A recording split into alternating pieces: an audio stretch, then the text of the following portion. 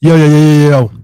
Back up in the building for another edition of T.N.R. episode 046 on the Harry's Drinking Again podcast. I'm your host, Harry Too Scary, a.k.a. Mr. Harris. And tonight is going to be a very special edition. Every night is a special edition. We've been doing this 46 weeks in a row. We have a Latin music artist, Big Freeze, in the building. The man covers rap, reggaeton. He's a graphic designer. He's a damn stage performer, a songwriter, a composer. We got him coming in real soon. Brother Ray. Also, a very extra special guest, my cousin Fatty Phil. The legendary Fatty Phil is in the green room, ladies and gentlemen. Fatty Phil in the green room. He's on standby. He's on 2 gallons of Caribou Lou. That's going to be crazy. And we're going to get him on here very, very shortly.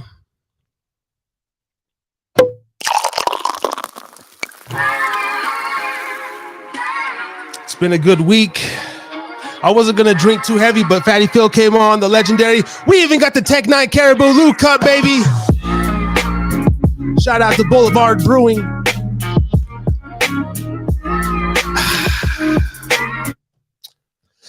Harry's Drinking Again. Unofficially sponsored by New Amsterdam Gym. God damn, Ray. And here Ray is. What's going on, Ray? Did you get the link? I'm trying to get in. Okay, I'll resend you an email. Check your email right now. Okay, all right. We're going to StreamYard top of the year. I can't do this fucking shit anymore with you motherfuckers over at Melon. You claim to be easy and all this shit. Well, fuck you. Your fucking platform sucks. You've been good to us, but we got to go elsewhere. If I can't send a link and I have guests talking about they don't have an email, I don't see a link, or they can't get in, this is supposed to be a permanent link for Ray. It's supposed to be a permanent link. It says it's highlighted in fucking pink and it says permanent link. Your guests can use this link. Anytime you're live, they click it and they're supposed to go on. So what the fuck is going on? Sorry. Small rant. That's what we do here on a Thursday night. Interrupting my goddamn. Bam, Ray's got the link. Big Freeze. You got the link too. All right, new links all around. New links all around. Anyway, unofficially sponsored by New Amsterdam Gin. Go and get you some today. A little Miller Lite. It's too light of a beer. I had about a 12 pack of these, and I still have like 6 or 7 in the fridge. And a little Merlot if I'm feeling froggy. Yes.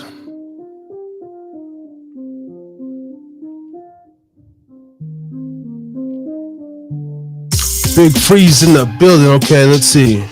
Brother Ray G joined. Brother Ray's in. Big Freeze is in. Having maybe just a slight issue. Let's see. Brother Ray G's in the building. All right.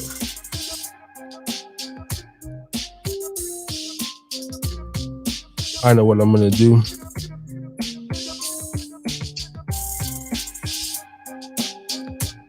Yes. For the legendary show, but yeah, StreamYard, we ain't gonna have these issues, man. Once again, Steady sent this shit to me about 12 hours earlier, and it was working just fine.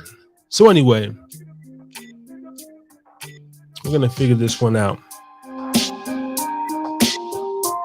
Nonetheless, it's gonna be a lit show. I have a feeling it's gonna be like a 4-hour show. It's definitely probably gonna be a 4-hour show, just based off of the green room guests and some of the specifics that might take place tonight. We're gonna get Big Freeze up in here real soon.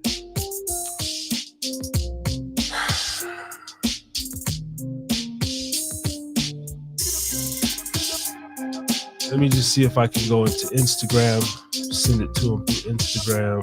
Okay, Harry Too Scary. Here we go. All right.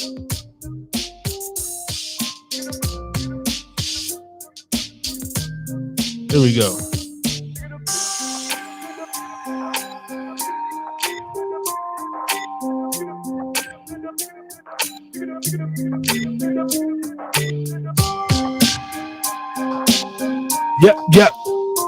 Yep.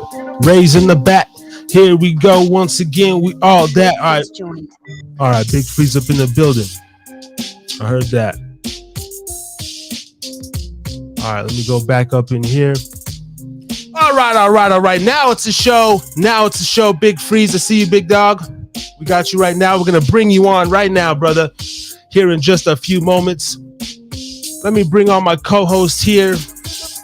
Up in the building early, coming to the stage.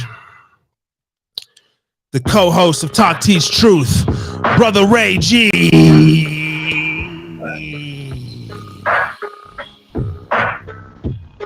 What's up, my brother? That's up there. You got right there. The nugget of life. Hit it up with some bougie. Don't taste like nothing. It doesn't taste nothing. It ain't sweet. It's nothing. It's got like carbonation, but it's water. It has no taste, but it's got that little tinge in the end. But I like it. Yeah, I'm so it's black. All right. That's what's up, man. I'm over here. Like I said, I got a little gin in the back, and we got some red wine, Miller Lite. I'm pumped up for tonight, man. Big Freeze, we just lost him. Me too. He's gonna click back in. I want to get right down. I want to get right down to it with this brother here, man, because I am into it. I am so interested into this guest. All right. While you're doing it, there's my camera. All right. For I'm gonna just for of my. Are you good? All right. Brother Ray have some goddamn issues as always, man. Goddamn. We're gonna get this right. We're going on 1 year in a row, 52 weeks. So we're still putting things down over here, fixing the kinks and et cetera and et cetera. Like we said, man, very special guest. We're going to bring him on here in about 1 minute. This man here, Big Freeze. Don't know a lot about him, but we're going to get to know a lot about him. We met each other a couple months back at an event, Conejo show, I believe. And what I noticed right off the bat, and what I noticed with a lot of artists, is their charisma, if you will, maybe the aura, if you will. That's saying real recognize real, or artists recognize artists. That was definitely true this night. Later on, seeing them perform. And when I say them, it was we're going to get into this. If it's a group of three, they're brothers, et cetera, et cetera. The point is, this man has a stage show and a stage presence like no other. Covers music from rap to reggaeton, sings, composes. Like I said, does so many different things. He's got over 7 million views and plays on YouTube, various social media accounts, 21,000 followers on Instagram, doing the damn thing, flying around, flossing, doing shows, putting in work. And he is here with us tonight on the Harris's Drinkin Again podcast. Ladies and gentlemen, please welcome Big Freeze.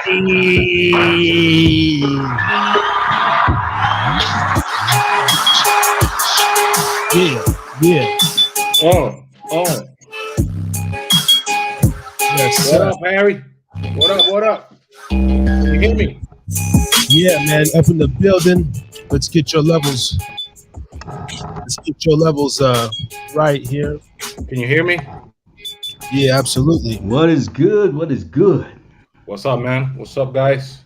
How you doing, man? Buenas tardes, man. Hermano. Buenas noches. Sí. Gracias por tu tiempo esta noche. You're welcome, brother.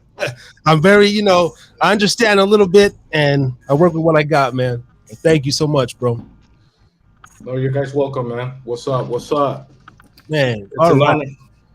So if that was an okay intro and a breakdown for you, I want to because when I met you personally a couple months ago, and that's kind of how we built this connection through networking Yes. and through Instagram, and I've been messaging you, a brother named Giaco and Big Metra. Yes. Now, are you guys a group, or are you just do your solo thing and you happen to work together? No, that day the show was. I guess the lineup has some issues, and they have to put us together, the three of us. But we're collaborators, you know. Big Meta is my homies. My brother is my brother from another mother, and he's from Mexico City. I'm from TJ, Tijuana, you know, down south of the border. So that day we have to perform like the three of us. So ain't no biggie, you know. We represent still. Okay. Now, and so you guys came together through Yeah. through that show, and you've been knowing these guys for a while. Well, Big Metra, I know him like 10 years ago. Like I Okay. said, I've been working with him like a lot. Jocko, I met him like 2 or 3 years ago. I think he's living right there in Salt Lake City. But me and Metra, we flew together from San Diego to Salt Lake City that night. Okay. Okay. Now, from what I've been looking up, man, I mean, just your imagery alone on Instagram. I'm gonna screen share and do a few things later. I tried to play some music a couple weeks ago, and I got a copyright little claim. You guys didn't do me too bad, but but I just noticed the officialness in what you do, man. The professionalism. Your photos, your music videos. You know, uh, Nice. uh, Thank you. and can you talk a little bit about are you an independent artist currently? Are you signed backed uh by anything? How are you guys doing the damn thing, man? It's Ah, nothing so hard, man, doing these shows. I've seen soccer stadiums and look, just big arenas. you yeah, know well, actually, yeah, I'm an independent artist right now. We've been, grinding, hustling, and we've been doing music like 15 years now. So I have a very big list of cities that I've been like having shows and stuff like that. But yeah, I got a clothing line. It's called Built to Fly, and from there it opened a lot of doors for me. And just doing rap, doing good music. I always have like that quality, try to do my best in quality audio, quality visuals, image wise. As far as I'm trying to put like the bar up as far as on the Mexican scene, and being from Tijuana, but always living like half of my life in San Diego. San Diego's really picky. It's really clean city. It's really wealthy and all that stuff. So actually, the culture and the fashion and all that stuff. I've been like myself. If I wasn't an artist, a rap artist, I will be like a designer, clothing designer, stuff like that. I always like that kind of art, and designing clothing. I'm into fashion, dog. What can I say? How did you get started in that, Big Freeze? Like on the fashion, like who were your inspiration? Or of course, I got a word for being crispy. I like me myself. I like being crispy. Yes, yes, So yes. yes. Well, actually, I've been following like that mix of designer clothing and sports clothing, and that watching me. I used to play basketball like semi-pro. I have Hmm. a couple of scholarships, and me growing up, watching those Jordans on the shelf right there, trying to get that vibe on the Jordans, on the hoodies, on the hats. I'm just like I'm trying to. I always do we call it the monito, the little man. You put it on the bed. You put your shirt, Hmm. your your pants, your tennis shoes, your hat. Always trying to match myself. And I don't know. Since I was a little, I draw a lot. So I used to be a graffiti artist when I was young. That's how I Mm. started in the hip hop culture. Mm-hmm. So it's always in my the visuals for me are really really important. Image is really important if you try to connect with How did people. the music part come along? How did the Well, music part, the artistic side, obvious here in terms of like visual and being able to create with your hands, but this is us at on the side of the spectrum. How did that come about? Did had any connection from the design part of well, of your passion? it comes along with the doing sports and doing graffiti. The culture is always, I'm always with Mm. my Walkman on, trying to do my drawing and stuff, and it's what inspires me, to train. You always have to have that music, the music, the beat bumping. It Mm. makes you like go to the gym, go run, go, make some moves, make some power moves when we're training, stuff like that. So honestly, I listened to rap since I was like 8. My grandma used to live in Compton, so every summer we used to go over there in Compton and stay by the out of school when you're on vacation on school. We used to go and visit grandma, and my grandma used to tell us like, don't go Around out what year was it? around the riots, shit. Around Around the what era was it? late late Was late Oh 80s, really around the late 80s, 90s? The and early 90s. Yes, late when 80s, early 90s? Oh yeah. Right. so Oh damn. my grandma used to tell like, don't go out the yard because everything is like you're super dangerous right now. We used to go to a swap meet and come back real quick. And half of my life I've been in Cali, and my brother brought me a CD, the Chronic, the first one.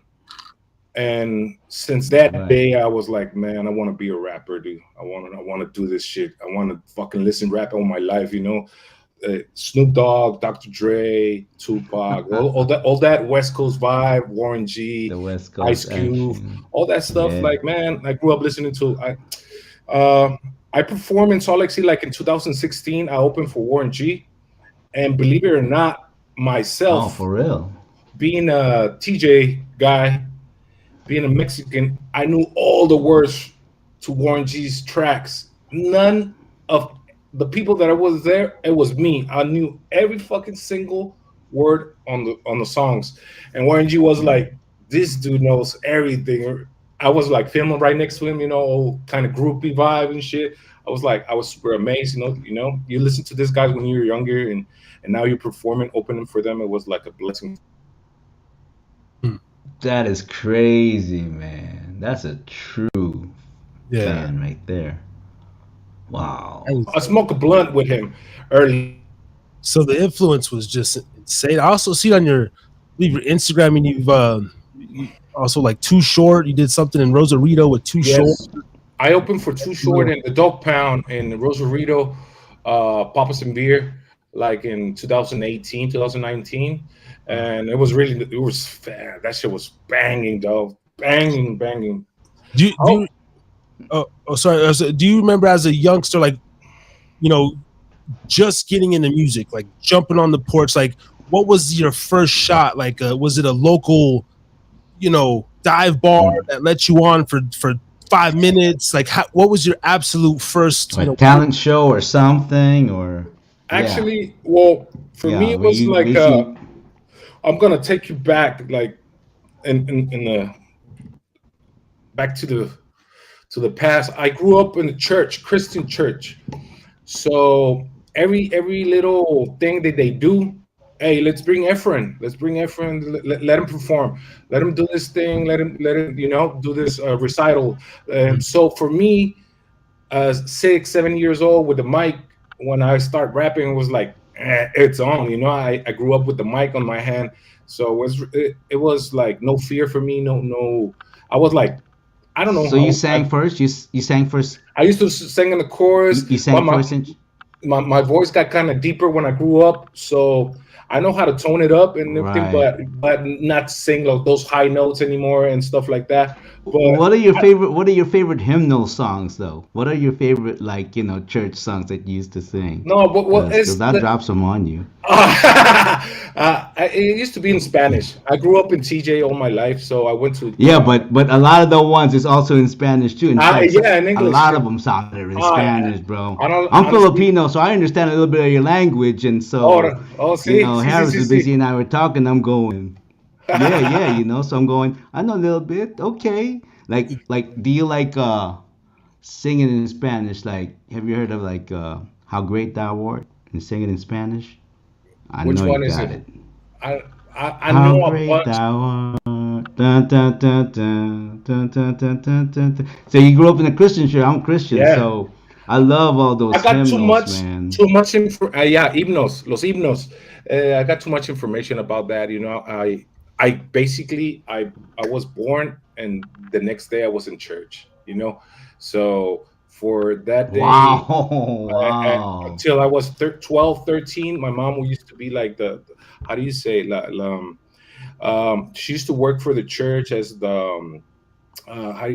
the people who Like a uh, deaconess or something like that, yes, or yes. So my dad and his friends, they used to have a construction company. So they built up the church from the bottom. The first rock they oh put wow, there.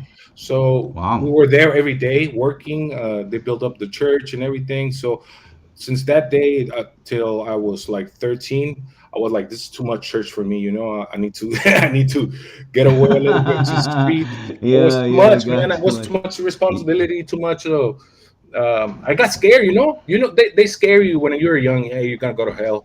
You're gonna, hey, this, that, and this and that. And so I was like paranoid all day, every day when I was younger. were they like Christian, or like were they Catholic, or were they like Jehovah's Witness or No, Seventh no, Day no, Adventist or Christian, something, or Christian, but they were like back in the days, super religious. You can't be like the girl. yeah, like no premarital sex, can't smoke weed. So my first show, it was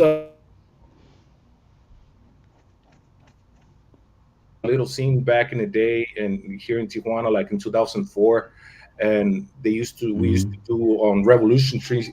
I don't know if you guys been in Tijuana. No. I've been to not too long. No. Okay. Yeah. I've been There, in Mexico. I mean, I've been in Mazatlan, but I've never well, been to TJ. there's like a main street, like in every city.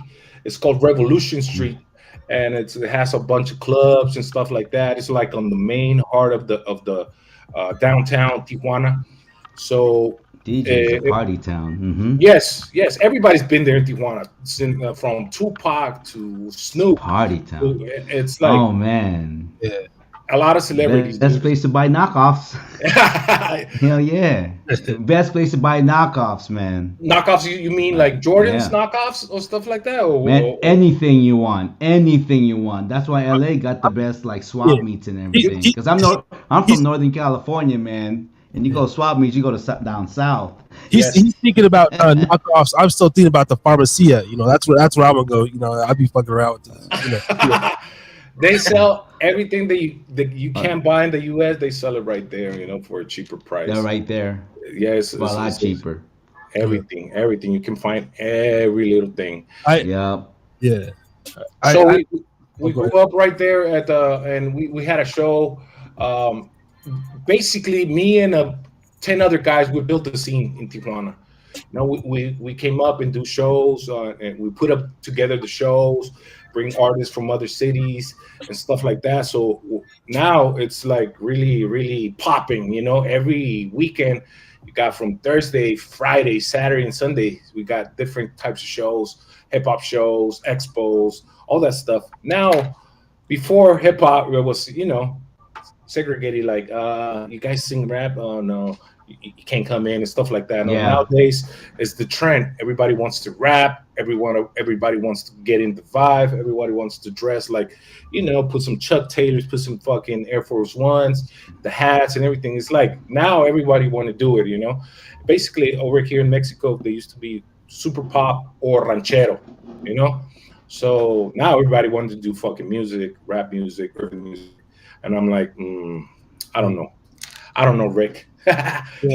Do you feel like, you were definitely for that era, because you were so early on. You're definitely like I don't want to say a local, but a Tijuana legend in that regard, a pioneer. Like a Yes, pioneer. And yes, you yes, have yes. you've from outsider looking in, I can see that you earn your stripes and you're putting in the work consistently. obviously like a motherfucker, but it's, that's a like a thing within your city. I mean, that's, you have that on lock. I also see here in this EPK that I'm looking at, man. You're a sponsor of the Tijuana basketball team. Yes. Can you talk a bit about that and what you do in the city and Well, out of there? actually, I'm really involved with sports in the city. Well, it's my city. I've been watching it grow since the streets were dirt streets. From now, this is like super super nice city. It's growing up, not wider because it's a lot of people. It can be like no more. So they're building. In 5 years, it's gonna be a mecca of fucking music in the whole Mexico territory because it's growing up a bunch of buildings and stuff like that. So for me, growing up playing basketball, it's like we didn't have those official teams. They put up together those official teams. So the coaches, all the people from the staff, or they know me since I was a kid. So now they know me because I rap, and they know they have this clothing line. It's called Built to Fly, which is kind of it goes with basketball thing. Okay. So Mm. so I put up together a couple of designs for them, hats, uh, gym bags, stuff like that. So they rock it, they love it, and a few players. I sponsor a few players. Normally they're from San Diego, Cali, or others are Mexicans, stuff like that. So I'm involved with sports. I have the official theme or anthem for the baseball team, the official baseball team, Toros de Tijuana. I put up together the anthem. So my song plays every game. They put up, when there's like the anniversary stuff like that, they call me and I sing on stadiums and stuff like that. So I'm really really involved with sports. It's because I grew up playing, and listening to music. So those two are my passions, sports and music. That's fucking dope, man. See the fact that you've been able to take that, your gift, your ability, your passion, and like benefit off it, right? Monetize it, use it, wake up every day.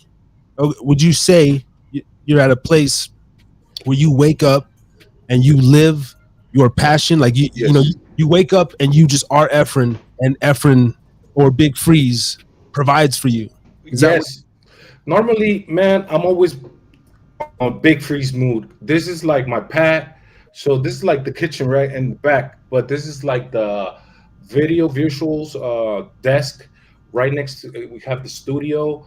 Hope you can guys see. Like, so as soon as I walk down the house, we're creating. We're doing music. Like right now, my homie, he's doing a production for another artist, and we're always listening to music, fixing visuals, recording, or making videos or designs. So my head is always like creating stuff. I used to watch the uniforms for the basketball team. I'm like, okay, they're cool, but they can be better. I'm always on that, trying to make my city look better. My friends, the people that I talk to. So I'm always like trying to put my hand in something, like, hey, if I bring you a design and can you check it out and this and that, and I'm like, okay. So I come up with mock-ups like really dope, and I'm like, oh my god, oh, can we hire you as a designer? No, no, no. I'm just gonna do a collab with you guys and use it, make it look better. Because I'm always like on the image part, I'm always trying to do and inspire people to put the bar a little bit up and not just go with the regular stuff, the average stuff. Trying to go like I grew up watching Michael Jordan. So that guy, as far as image, as far as always well dressed, always on the court, the way he presented himself, like for me, is like role model. So I'm trying to follow those big guys' steps. So it's cool, man. It's cool, and I love it. I fucking love it, dude. I love it. I love being around sports, being around the people, and my city is really, really dope. Hopefully, one day you guys can come. Big Freeze. Absolutely. They're in TJ. Do they celebrate Cinco de Mayo over there like they do? Nah, we don't really Is do it huge? that Cinco de Mayo. I don't know what the U.S. they do so I know. a big deal about it, but over here we celebrate, la revolución, el 16, el Día del Grito, which is the 16th September and the 20th of November. The Cinco de Mayo thing is like the Battle of Puebla. It was like, I think it was a battle with the It U.S. was and it was stuff like. yeah. I heard it's like to alcohol, right? It's to Well, we don't. advertise Yeah, alcohol from what it's like for you guys, for the U.S. It's like a date for the Latinos to come up with some drink stuff and some, it's Commercialism, yeah. You know, but it's not a really like a special date for us. Cinco de see Mayo. that's yeah. Cinco That's de real. Mayo That's real. it's probably how they're trying to make the Juneteenth for Black people now. Like in 20 years, it'll be like Juneteenth. Hey! It'd be like what's going on? That's dope. For the record, I get I went to Guadalajara. I have been to Guadalajara. Nice city. I had to wear this shirt. I've only worn it twice in the show. I bought this in Tlatenango. Tlatenango, sí. Tlatenango, yes. And shout out to my boy Fernie Ruiz, man, out there in Nice, in nice. Birdie. yeah, man. Guadalajara it has a really big scene on the rap industry, on the Mexican rap industry. Really? It's the one of the meccas of the hip hop, Mexican hip hop. It's Mexico City, Monterrey, Guadalajara, and Tijuana. So those four cities are like the main where all the young artists go to get inspired or get signed, or they go over there to connect, to network and stuff like that. It's like LA, New York, Chicago, Miami, in Yeah. the US. Yeah, something Have, like that. have you been to all? I mean, you travel all over Mexico. Yeah, pretty much. Pretty much. I've been like I don't know, like 20, 25 states.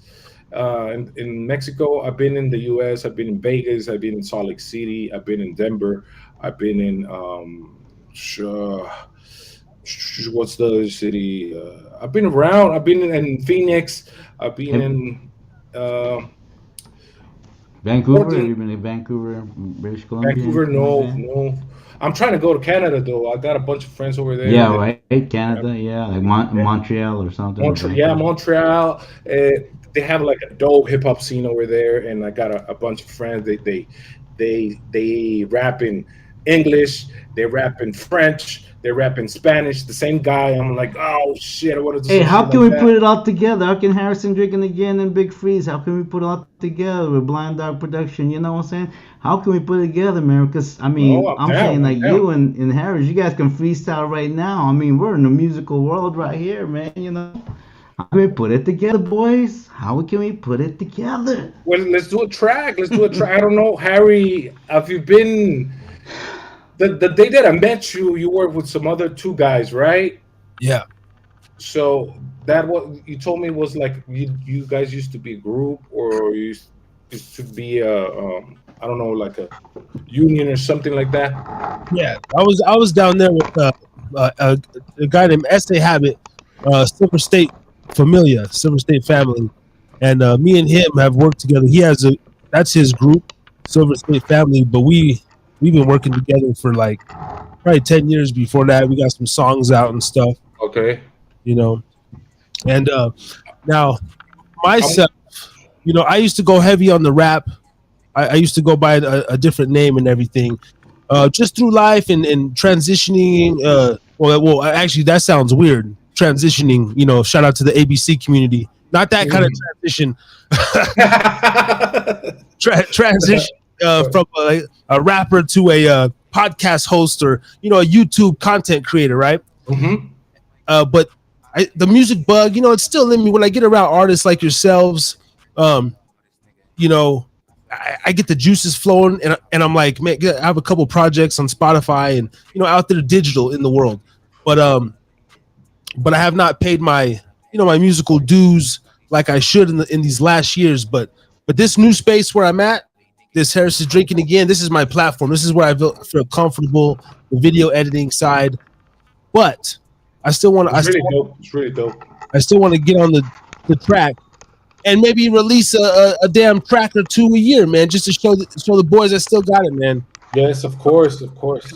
I really do got music in my blood as well. It's just, and maybe if Well, we do production here. We do beats. We do everything from yeah, mixing, mastering, everything. There And you go.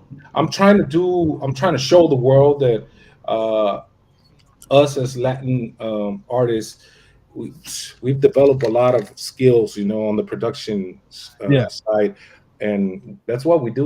Sometimes I do a couple of tracks for free for somebody just to show them, Hmm. as I know they're well connected with other artists, like they're really good. So and they're like they come back and like, hey, I want to work with you guys. So right now I'm putting up. We're gonna drop in January. New album. Me and my colleague. His name is Rick's Music. Is a dope producer. You guys can Google him too. And the guys. We do this project. It's on the house. It's on the house like a freebie. It's a okay, 10 track LP, and it's super commercial. It's a mix of urban sounds, from trap to reggaeton to a little bit of hip hop to a little bit of trapeton, electro mambo, just a couple of, a bunch of Latin sounds, and it's for the ladies, to smoke out and to dance, So it's really really dope, really dope. It's gonna come out in January, so we're filming the videos on December. We just shoot two videos like a week ago, so we ended up right now doing the videos for the three singles that we're dropping, and people are gonna love it, man. Hopefully it can open a lot So of these doors are all for like us. dance music, like most of them like dance Yes, music, something to vibe they're to. bangers for the club, bangers, all bangers, 10 bangers. Bangers. All. Ooh. Okay. what? Okay. So All I'm right. trying to on this project do it like that, try to knock out the door on the clubs, and try to DJs play our songs and stuff like that. The Latin music right now is it's involving, Bad Bunny, Daddy Yankee, Don Omar. You guys know those, a Yeah, few of those guys, right? absolutely. So they're really famous right now because the Latin music is coming out. It's coming out. I'm watching my Yeah. Instagram right now. Yeah, yeah. We're go check out Big Freeze up on No, this is Instagram hot. at Big Freeze MX, 21,000 followers. Rapper, producer, songwriter, CEO of Built to Fly. Yeah, man. I watched the one on your Instagram. Watched the stuff you put out of the latest video that you were working on, and Uh-huh. I'm just like, damn, okay. And so just a level of professionalism. The time, Thank you. the money, the efforts that you're putting into the production. It's very well noticeable, and that's what caught my eye. Like I'm sure a lot of people.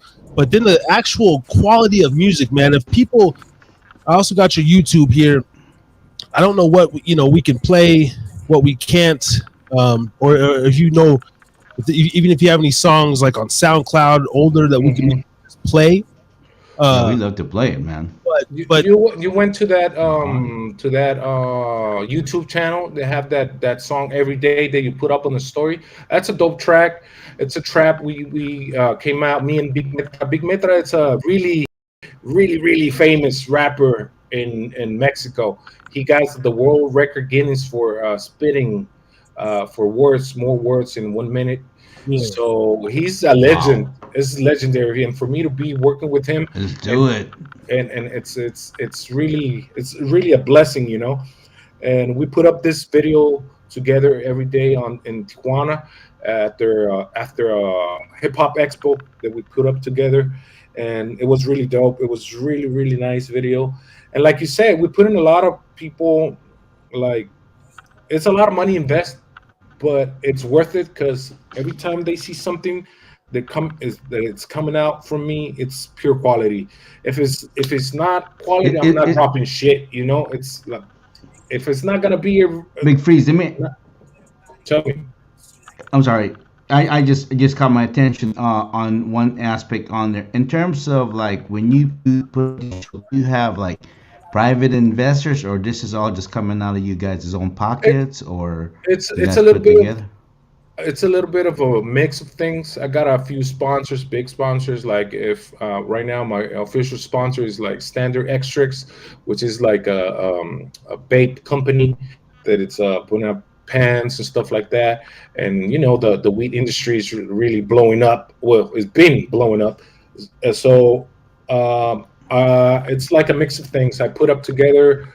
I put like half on my pocket, sponsors, and the brand. I always put my brand inside, and when it's time to do the taxes stuff like that, I get it back, and I try to come up with a really good team, so I can get the resources to do the movies that I had in my head, because it's really expensive.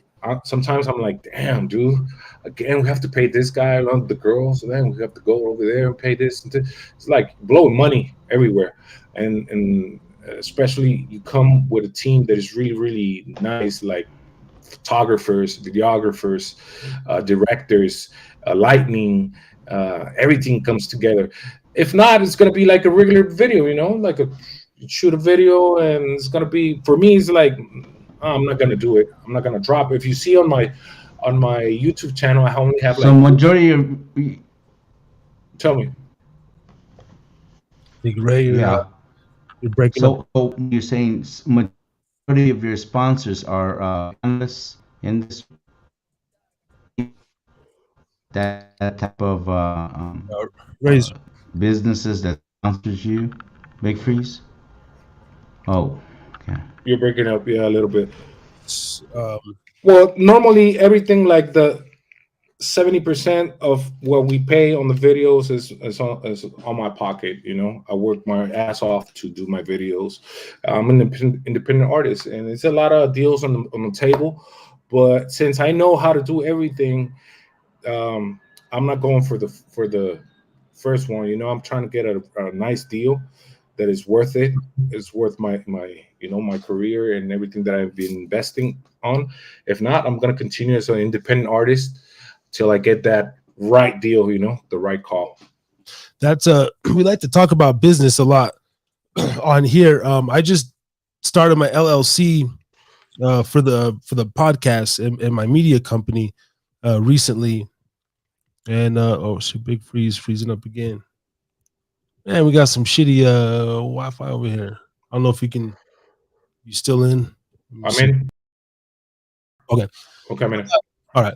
I just started my LLC for Mhm. my podcast and media company, and you know, maybe will you just Brother AG joined. self, let me ask it this way: in the culture, right? Whether it's a black or the Mexican community, some of the story, or the narrative, right, is in these poor communities, just in any lower income community, right? We don't get the knowledge uh, that necessarily the richer communities might have access to. We don't know how to go out and just start businesses. We don't know how to Exactly. even talk to people and make these connections. You know, how how did that come about for you? I mean, talk about the little bit of the struggle, maybe, or and were you self taught? Did you have a mentor, maybe an uncle, cousins, that kind of assisted you?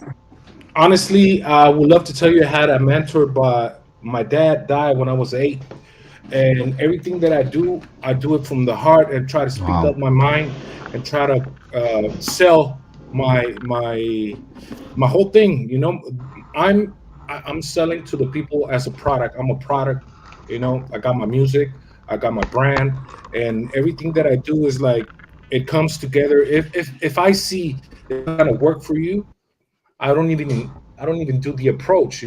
But if I know that I can help you develop or promote whatever the product that you have, I'm gonna come up with an idea and a proposal for you to.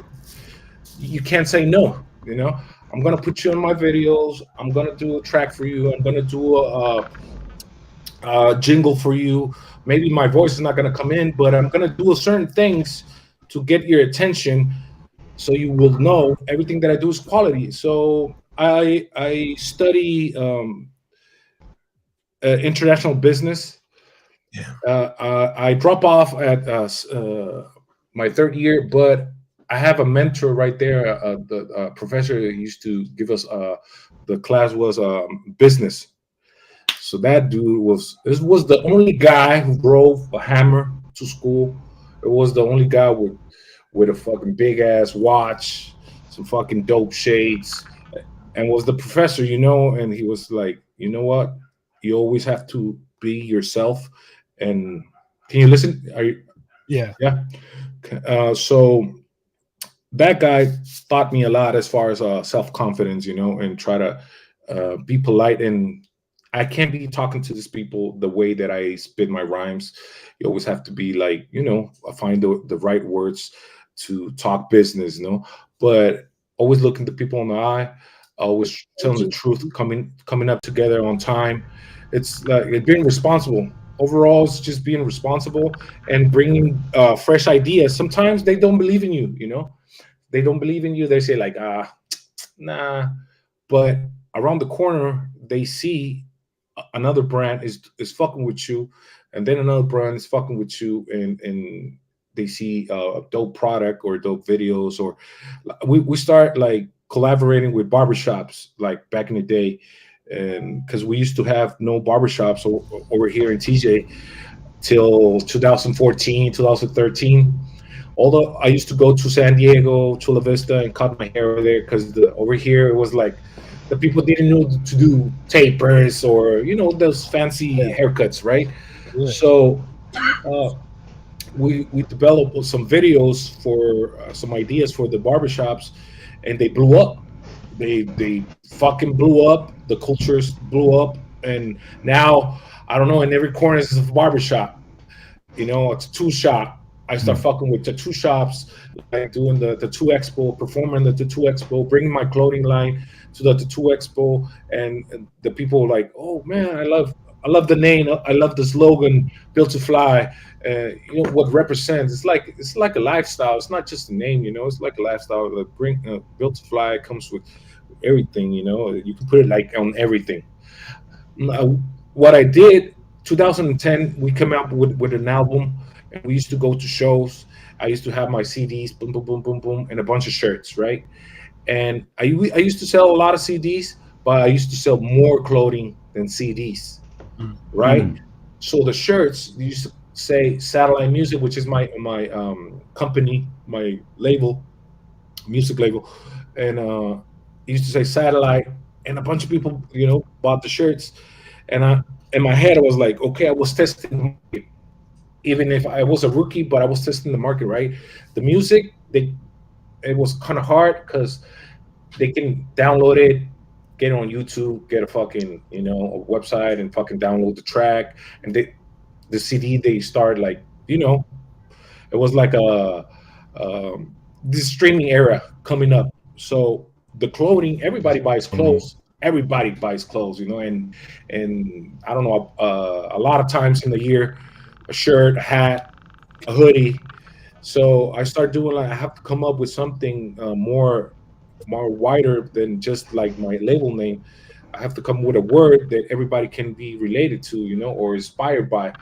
And I came up doing borderline because I used to work my ass off 9 to 5 for 7 years. I used to cross from TJ to San Diego every day in the morning, and I used to do like 2 or 3 hours of borderline every day. So I have to maximize my time while I was driving. Like, man, I used to do the math. I'm losing days, months of my life sitting right here doing fucking borderline.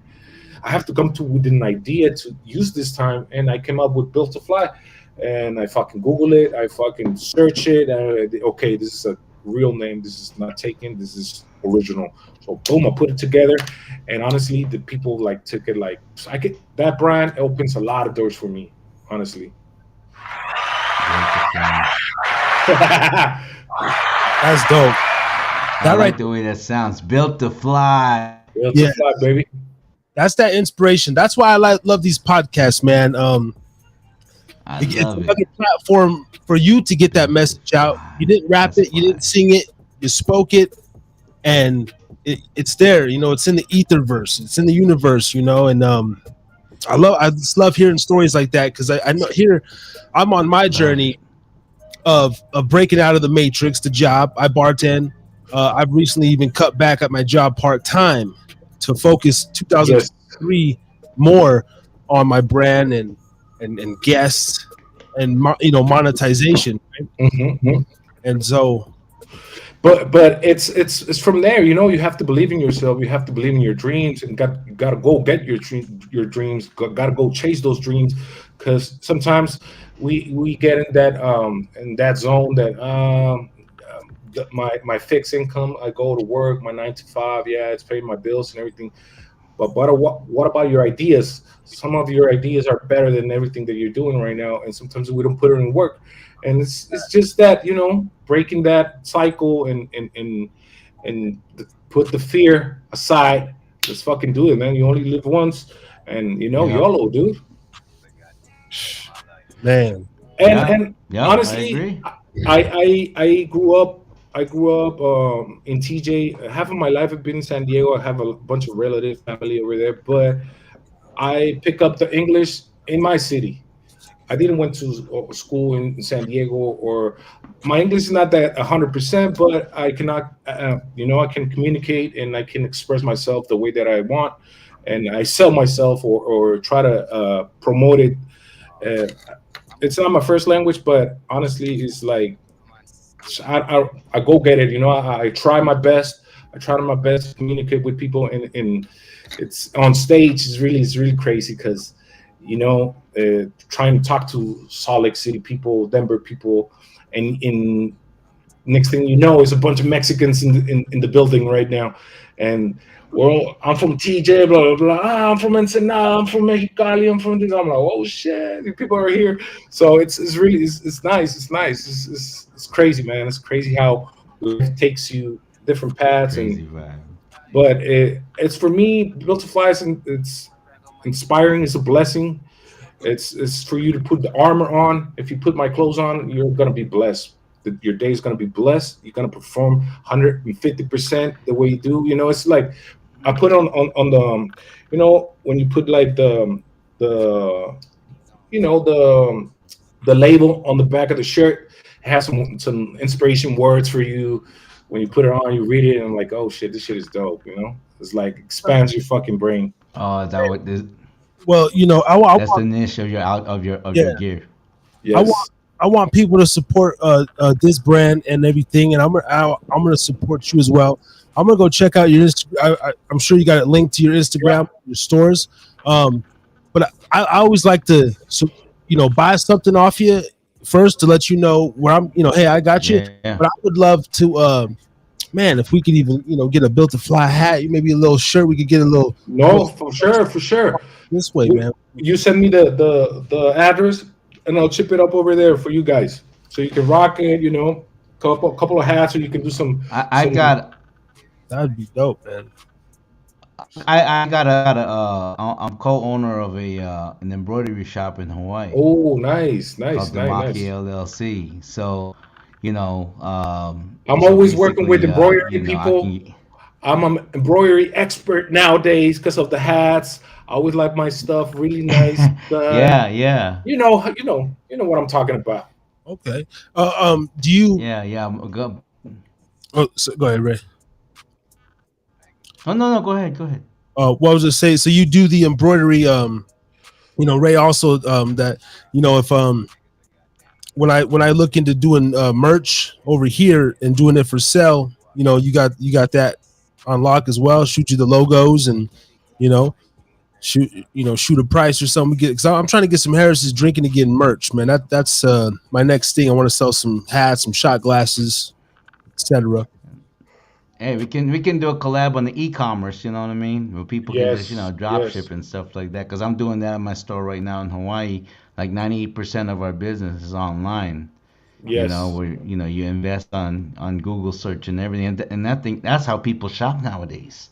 yes. So It's really interesting, honestly. The the yeah. the, the fabric game, all that stuff. You got. I go all the way Hmm. in. I all go all the way in with the chef inside the kitchen. I'm like, how you doing this? No, no, I don't like it like that. I want it like this new era, New Year hat, the embroidery. I want it like that, puffy 3D shit, this and that, really nice. Yeah, The do stitching, all that. everything, you know. So I'm really picky with it because I'm trying to bring quality on everything that I do. So I do it from scratch. You, Everything I you, come up with the hats, and the hats on the inside has my brand, have the label and everything. So I try to, do it the right way. you know, I've been doing it for the last 5 6 years. You know, the whole embroidery gig. You know, learning that understand business, and what I realized in the fashion world today is that not everyone. Okay, like say for instance, the logo on your hat. You Uh don't huh. have to make of them because what happens, it doesn't make sense because it's a machine. It's gonna make a mistake. There's gonna Exactly. be some cost. So what it is that you just basically have maybe 10, 20 items and you number them. So that way your buyers will know like, oh shoot, I got number 10 and they only made 12 of this. Hmm. And so and then you and then so it circulates, recirculates itself, and the brand keeps recirculating, and the value to where it's like they're not even want to buy it. They don't even want to wear it. Or Yes. if they do wear it, my format is, you know what? I don't mind selling cheaper price. Want it numbered because those ones, you know, are designed. I've been Yeah. thinking about this, and you come on the show. I'm sorry, uh we got to do something, bro, with your music and the clothing line and this platform. And I'm in the embroidery business. I'm in the embellishment business, Nice. um, Nice. real estate business as Most well. def. Most def. Hell yeah. So I'm you always. know, I'm always. Looking for to do that network, and like Harry wants some merch for the show. You got the company. I got the logos, the ideas. We can come up with some dope, some dope fucking merch. Honestly, so just shoot me your logos. We can do something crazy, and we go from there. Shirts. We start with hats and shirts. That's easy, easy money. Honestly, another easy thing money. too is I don't know. Another thing too, Big Freeze, is that I am also running a nonprofit here in Nevada. Not Nevada, but having a nonprofit, a 501c3. Basically, we can have for-profit business, not the other way around. So Nice. in terms of the whole business and whatnot, you're in the music and all the whole circle. Man, I think this is crazy. I mean, I know it's kind of overwhelming, but I know like things are lining up, man. You're a musician. You design clothes. You got a big market, and we can do something here, real special. When Harry asked me like, "Hey, dude, can you do a podcast?"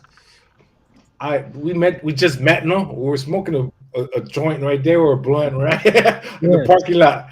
Well, So we just performed and That's stuff like when that, brings happen. It's and when we you were have vibing. sex. And I Yeah, was that's like, when brilliant minds "Hey," come together, bro. yeah, man. Well, yeah. Yeah, I so mean, I just, like I said, artists recognize artists, real recognize real, and I'm just like, man, who these fly motherfuckers, man? And then the stage performance, like that's the main thing too. Honestly, man, like you can have the look, you can have the appeal or the lure, but if you got up there and your confidence wasn't right, or it was a whack ass show, then obviously, there's people out there doing that. But I see through that, the crowd seen through that, and the energy was insane, man. I was gonna ask you, have you done any other podcasts before, or on the US, not that much. I just did a podcast Really? like a month ago with KPCW Salt Lake City, with Eddie Juarez and Jorge Rodriguez. They have this cada domingo, every Sunday. The show is called Every Sunday, and it's about art and music. It's really more calm, more artistic, more art, you know. And actually, I'm having a dinner later on with him.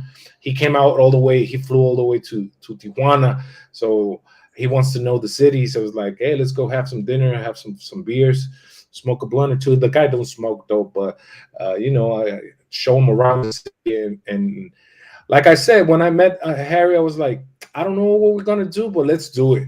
Let's do it. I want to connect. I want to connect with real people. I want to connect with to my network. Try Yeah. try to show my music to other people. To the I'm Mexican, but I'm on that Latin side. I can spit both languages, and some of my punchlines are in English. Some of like people from the United States, they can actually relate to that Cali vibe when they hear my music though. And like Harry said, like this the stage presence, and that shit was kind of raw because they put us together and like, hey, you have like 20 minutes. The three of you guys, it was supposed to be 20 minutes each, and we came up with a playlist. Like, kind of everything was kind of fast, but honestly, for me, it's a blessing to be on stage doing what I love and doing what I like to do with my homies, with Metra and everything. And maybe I didn't shine the way I shine myself when I'm by myself and when I do my shit like organized and everything. But I give my 100% every time I'm on stage. If it's 5 people, 10 people, 2,000 people, fucking 20,000 people on the stage over here, fucking 30,000. It doesn't mind. And I don't care. Honestly, I really don't care. I'm a music lover and I love to perform. Yeah. That's dope, man. And thank That's you a again gift. for giving us a shot. I've had a couple people say that, like, I don't know, what I'm like, man, this is new media. I love these live interviews, um, because it's like we're just strangers. We're getting to know each other. Me and Ray try to do our best and engaging, asking questions. I've been going hard on the clips, so I'm gonna repost stuff on the story and Uh everything. huh. But I think when I make this content, I don't care if we have 2 people or 4 people that watch, but on the back end, it's like it's here for life. There's gonna be, it could be Yeah. 5 years, 6 years, or if something influential. When you get to the next phase, maybe your name's trending, and then people still type in big freeze. Oh, Harris is drinking again. See. Eyeballs are eyeballs. Yes, yes. This information has to be on the cloud. It doesn't matter if right now they're not listening to it. Eventually, if they research Big Freeze, Harry, the whole podcast thing, they kind of see dope content. So I don't really mind about that. As long as it's in the cloud, as long as people can go ahead and rewind it and listen to it and watch it, I'm great. I'm blessed, man. I want to have a West Coast tour. I want to have a West Let's Coast tour, bro. let's do Like it. put Let's do on the it. Latino artists coming. We'll go like, shoot, we'll go Colorado, Wyoming, Idaho, Nice, nice. Washington, Montana, whatever, dude. Nevada, Let's meet the California. people there in California. Like it does, man. Wherever it takes us, man. I mean, because after COVID, everybody was so locked up, Yeah, and this whole I can't. crazy thing that's going on in the world right now, man. yeah, People like us, make a change. yeah, yeah. I know you're a busy man. We're gonna get you out of here in just a few minutes. I want a couple more questions, and I'm gonna let you promote everything. Um, uh, but as far as you talk about going to the gym, you look like a very clean individual. Keep your body in your temple clean. When you do drink alcohol, what's your go-to of what are you sipping on in the clubs late night, or what's your When I'm here at the pad chilling, we drink beer and a blunt, sometimes some wine and a blunt. When I go out, we used to drink tequila, some champagne, some whiskey, yeah, With a blunt. yes, of always the course. always the I'm, blunt? I'm a blunt roller. I'm a weed smoker. Oh I yeah. like vapes, but eventually I'm like, I need some flour. I need some fucking flour. So I go out Yeah. every now and then. I like to go out and perform, and then when we perform, celebrate. I like Hennessy. I like a little bit of everything. I'm not a hardcore drinker, but I Yeah. like that buzz with the weed and the alcohol, just the right amount of those two, and I'm Man. cool. Uh, I'm uh, cool. uh, Patron or Don Julio? Don Julio, Don Julio. I Oh, used to drink Patron. Don Now Julio. Don Julio, man, gee, yes, that sir. shit is popping, big Oh time. yeah. Pozole or menudo? Menudo, bro. Okay, All okay. day. All day. Pozole mudo. That shit's dope. Yeah. Okay, I'm a pozole cat, but I like a good bowl of I like pozole too, but menudo. Yeah. el menudo aquí is like my mom cooks it really nice, so we grew up like Yeah. eating menudo all the time.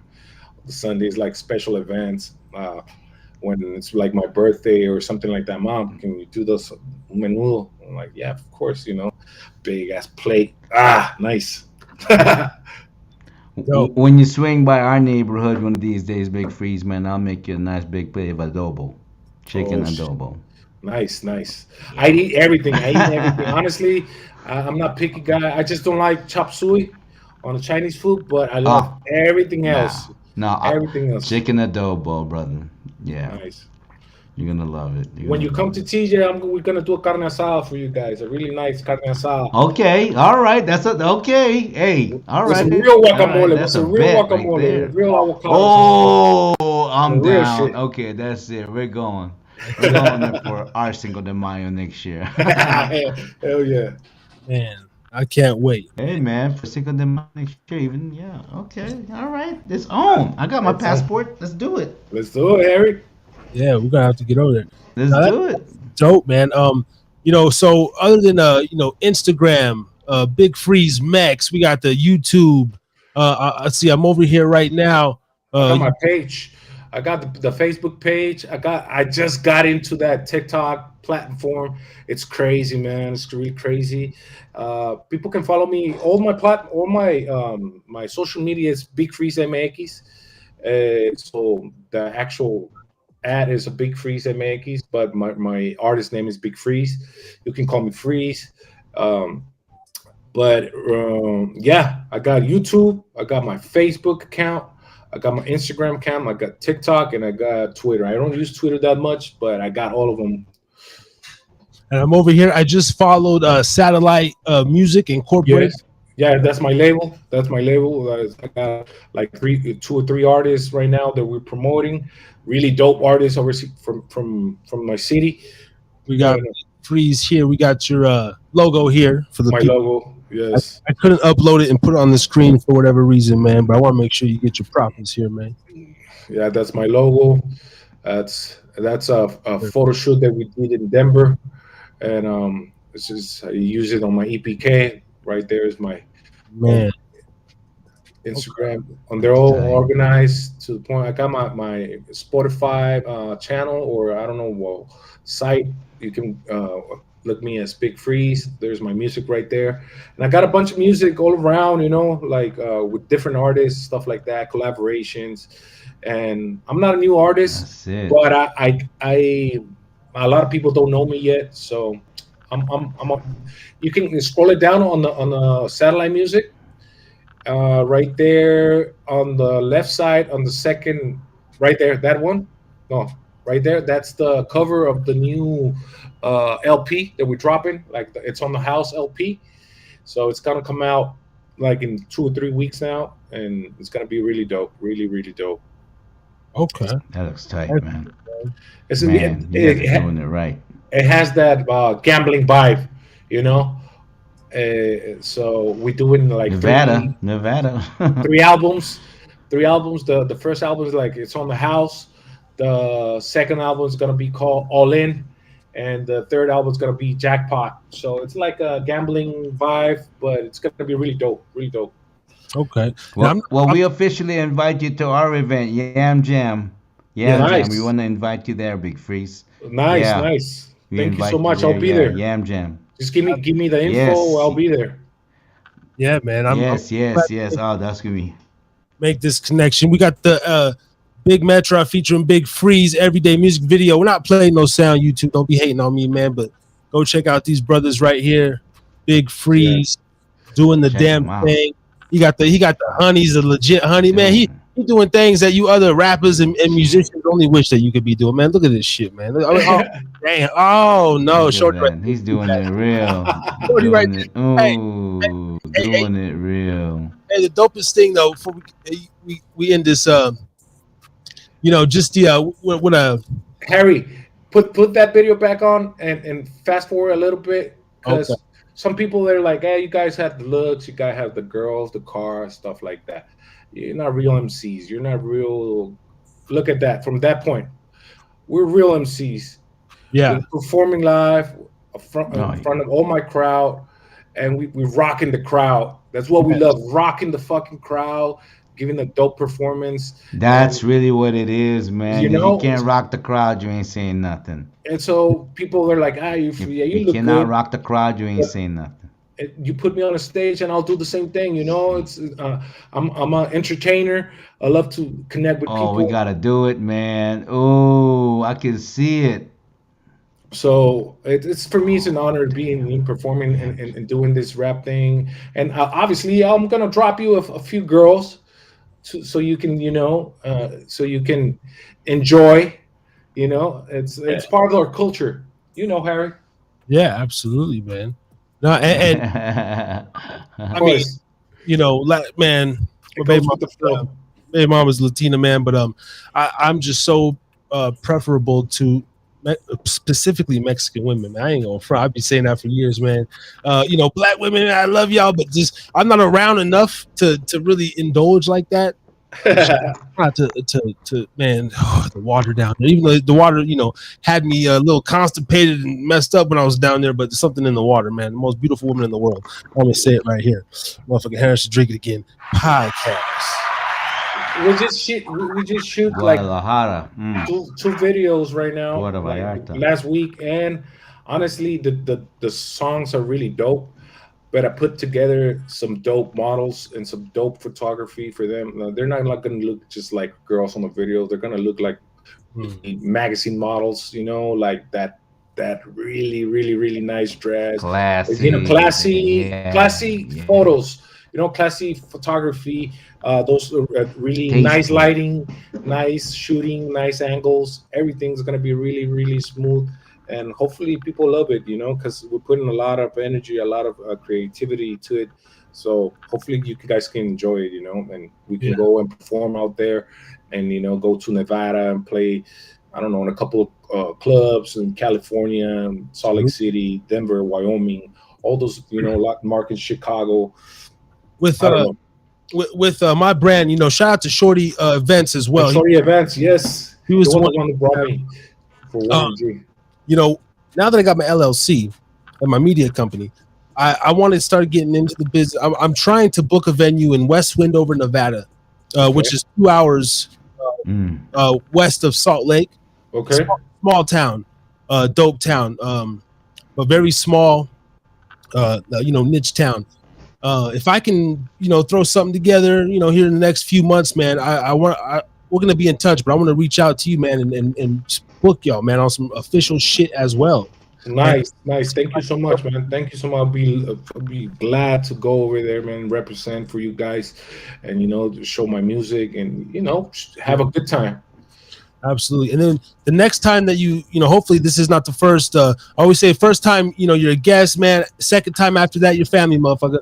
So when we get you back man, on, that's it. Your family, brother, man. Your family, bro. I like Come you guys. on I like you guys. over. yes.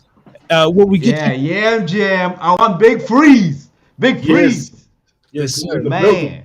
Well, when we do get you back on, I know. Chicken adobo, brother. Chicken Yeah. adobo. I know Good that you can send me music, and I can, with your blessing, I can play it on the show. Maybe Yes, of course. figure it out next For time, sure. so we can give the viewers a real experience of your. Yeah. Nice. And can I say something real quick? Absolutely. Yeah. Honestly, like I've been around, and I met a few cats, big artists, regular artists, entrepreneurs, and people from the media and stuff like that. And honestly, Harry, you got it really nice going on, really nice show going on. Keep it up, bro. Your vibe is really dope. Your slang, the way you say, your voice tone, everything is on point. So this man right here, his energy, his charisma, it like blended together. It's really nice show, man. I appreciate you guys having me. Oh man, hey, that means a lot, brother. Appreciate you having. I don't take that lightly, man. Man, I really do appreciate you. appreciate that, man. And It sounds Likewise. really nice. It's really nice. It's a really nice show. Thank you, bro. We're trying to put it together. You're the 40, well, not even our 46 guest. This is our 46th week in a row of doing lives. I'm not stopping. I'm having such a great time doing this. Thankful to people like yourselves and artists and minds that can come together, talk business, brilliance, unity, man. So that's really great to hear, man.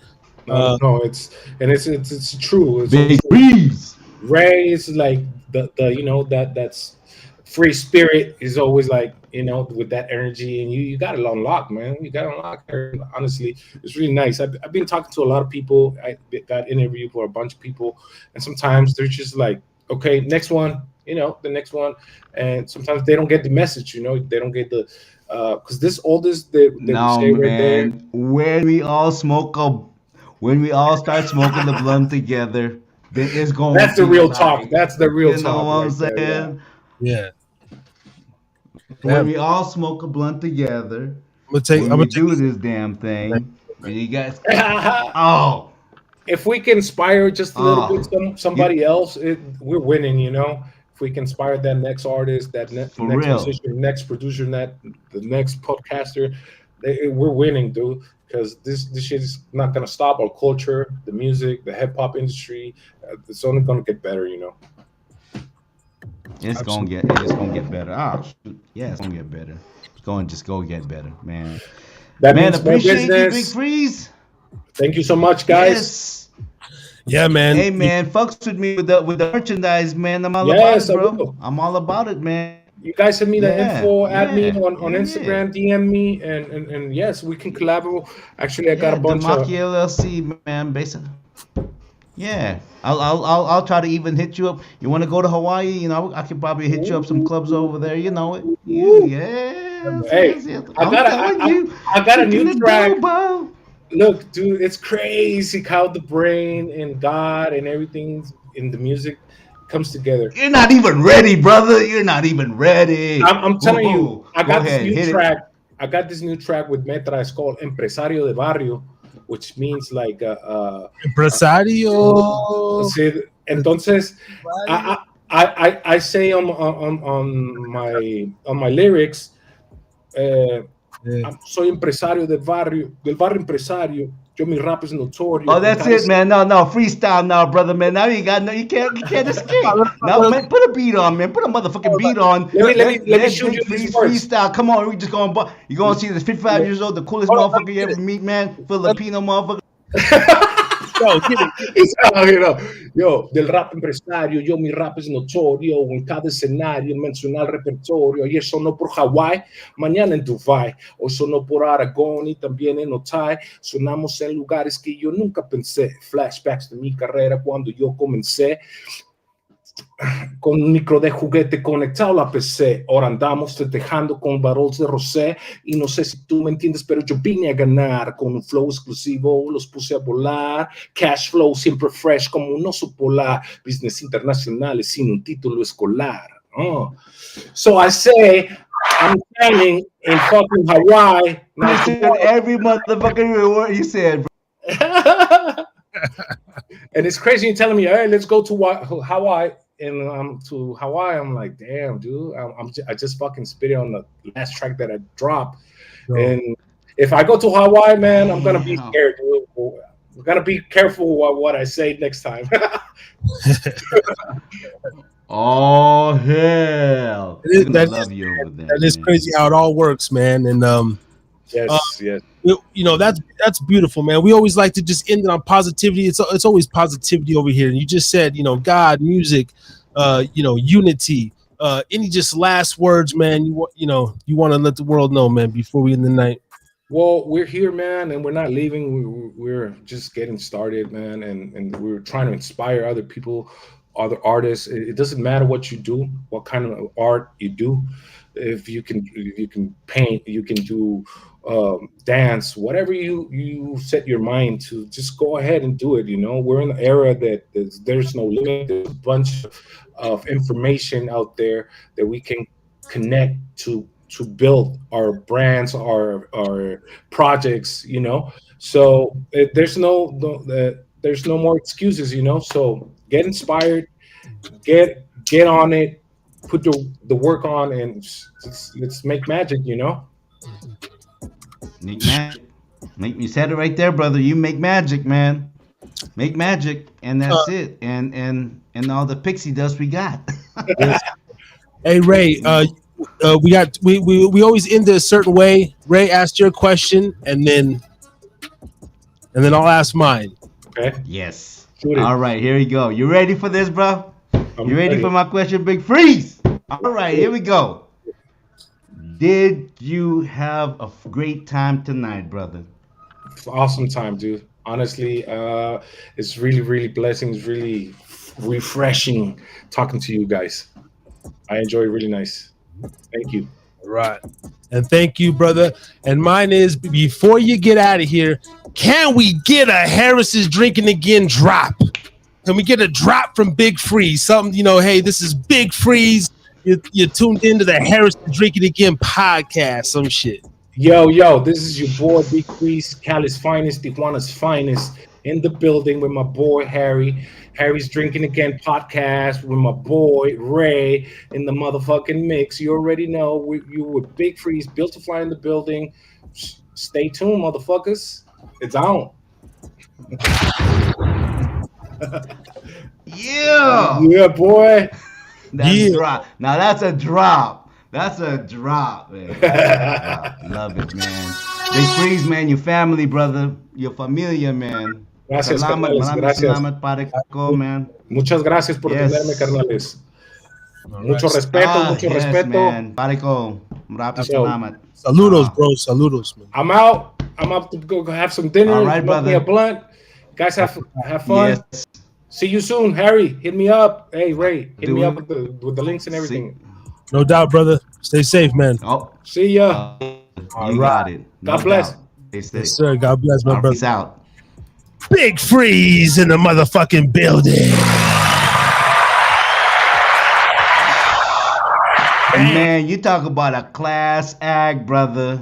That's why he's doing the do. Man. Man, you know what, bro, man? Yeah, no, we're gonna have a good post. Now I got a special guest, man, on my end. He's been waiting around patiently. I got the legendary, my cousin, man, the infamous Fatty Phil from Reno. Phil? 5. Not Phil that's been on. Phil from Reno. You met him Okay. once, maybe Phil back. from Reno. Oh, man. The infamous Fatty Phil. Now, this man right here, I mean, he's been hanging tight, man. God bless him. I love him. He's my cousin, man, my brother. And he's on about a 24-hour bender. This man right here, hold on. Let me turn down everything because this is legendary. This is legendary.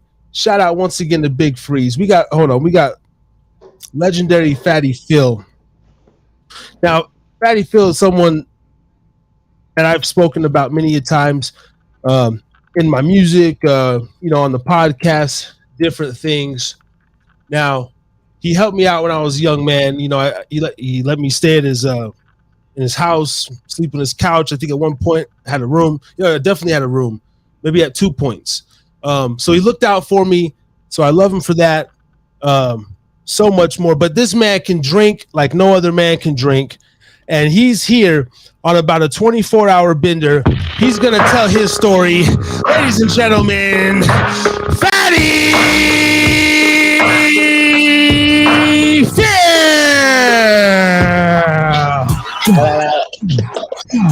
I'm unbelievable, man. Go. Wow. Yeah. Hey. Oh, man, you're gonna make me blush, D. You blushing like a motherfucker right now. I'm telling you, I'm fucking red, dude. If that was not the most Got started legendary. early. Now, Yeah. Hey. so I think you had it about right, man. Probably about 2 gallons, man. Caribou, baby. So let me break this down. Ray didn't know you were coming on. I didn't know he was coming on. Okay, my cousin Fatty Phil here. I give him shit all the time because he calls me about once or twice a year, and it's every time I see the phone ring, I'm like, okay, he's in about his 12th hour of drunkenness, so he needs a friend. 24th, baby. 24th. What? Yeah. Wait a minute. Can I interrupt for a second? If you're the field that I remember, okay? Because there was I remember I dropped you off and you were staying with your cousin, and over around where Quester lives in Reno, Yep. and you did some videos where I think you guys did a threesome on a chick, and you guys videotaped it. Was that you, Phil? Was that you? You motherfucker, you. I remember that video, bitch. I fucking remember that video. That was you. I remember you guys were both licking on that bitch's tits. And you're like, that was you. That was your ass. That was I still remember that, Phil. That was Damn. Well, my cousin sent me here, but I'm gonna see you a couple of pics, dude. It's like, oh my god, you know what, man? It's a long time ago, but you know what, man? That was a lot of fun, Ray. Damn, Uncle, you're that Phil guy. I remember I dropped him off a couple of times. Yeah. Yeah, because you like going to Reno, you're like on the beginning part. Yeah, you're in the beginning part of Reno because we're on the deeper part, and I remember that part. And then he showed me a clip of you guys like did a threesome on this one chick. And I'm going, that's the Phil guy. Okay, I get it. That's it. Yeah. Well, I tell you what, man. Well, you know, I'll tell you what. You coming on? I'm getting hungry. So I'm getting hungry, and I'm gonna let you two cousins together. If you don't mind, I gotta eat and I gotta smoke me with my roommate. So I'm gonna take myself off if you don't mind, and I'll come back later on. Is that cool? What kind of wuss is you, dude? I know Come I on, do, man. man, I'm an asshole, dude. This is becoming the Ray's routine. He comes, he does the he's been in there. I'm not The dinner break. This is workout. So all right, Ray, whatever, motherfucker. If food's more important, fine, motherfucker. Hey, Ray, I will say this. No, man, you got Phil, man. Phil, keep you company, man. Phil, I'll catch a call later and I'll come back on, Phil. I'm jonesing right now, and I'm hungry, bro. All right, Ray. Come on, man. Come on, man. I just wanted to say, man, you know, okay, Phil, man. All right, brother. God damn it. Yeah, I know. You didn't get to hear what I had to say, man. It is what it is, D. What's good, man? Me and Fatty Phil in the building. You know, because I do take this serious like a business. Ray's been getting a little, he's been having to eat in the middle of the last 3 shows. It's like, what the fuck's going on? Showtime is 8 p.m. to 10 or midnight. I mean, eat before. Where's he at though, man? Maybe the hours are different, man. Oh, he's in fucking. He's right there on fucking Moana Lane.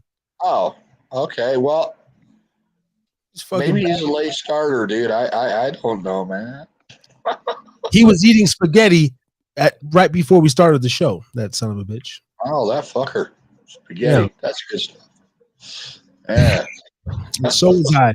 But it's okay. Because I don't give a fuck. This is the Harris is Drinking Again podcast, and I got my cousin Harris is Drinking Again on the show. And look, man, this is beautiful. Harry's drinking again. For the world out there, man. So now that Ray put us on blast about a fucking consensual threesome that we may or may not have had over at maybe we can just go into the same stuff we were talking about on the phone today. Talk about some of our wild and crazy moments that we had. I mean, from the T.N.R. Okay, let me start here. Let me start here about the Strange Music Show, because this is where I've told a lot of people. Now, my cousin Fatty Phil. Well, how do I say this? When you, like a lot of us, when we drink, it opens up something. But you know, you're a reserved guy and everything. Anyway, we went to a Tech-N.R show 2009. You bought us a VIP passes, the whole nine. I had my album out, Desert Underground Volume 1, and you got a Tech shirt on now. That's tight, right? Is that Tech? Yeah. Hell That's yeah. love Techs, baby. Strange. And you were in, you know, we took my CDs, and we were drinking. Started out at the crib. I think we stopped somewhere El Dorado or some shit. We're just drinking, fucked up. Now you're in the club passing CDs around.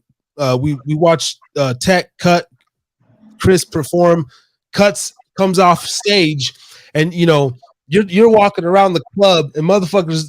This happened on 2 occasions, but the first time, you know, two occasions I seen you with your arm around Calhoun by the bar, just hey motherfucker, you know, listen to my cousin. This is my cousin D. You know.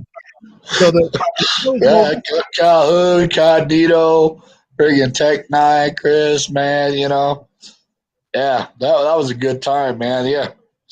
I mean, yeah, I was pretty lit. And yeah.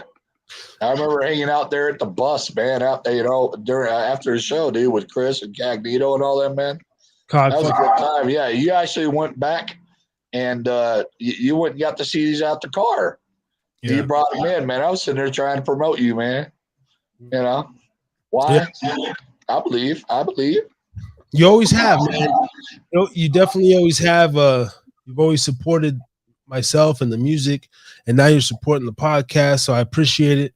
And but you were out there. I mean, you were hugging Chris Calico, and you know, giving him like those like fake like you know headlocks, like fucking jabs and shit. And I remember he walked into the club and walked out with like a bottle of Hennessy or 2, and we were out there shooting the shit.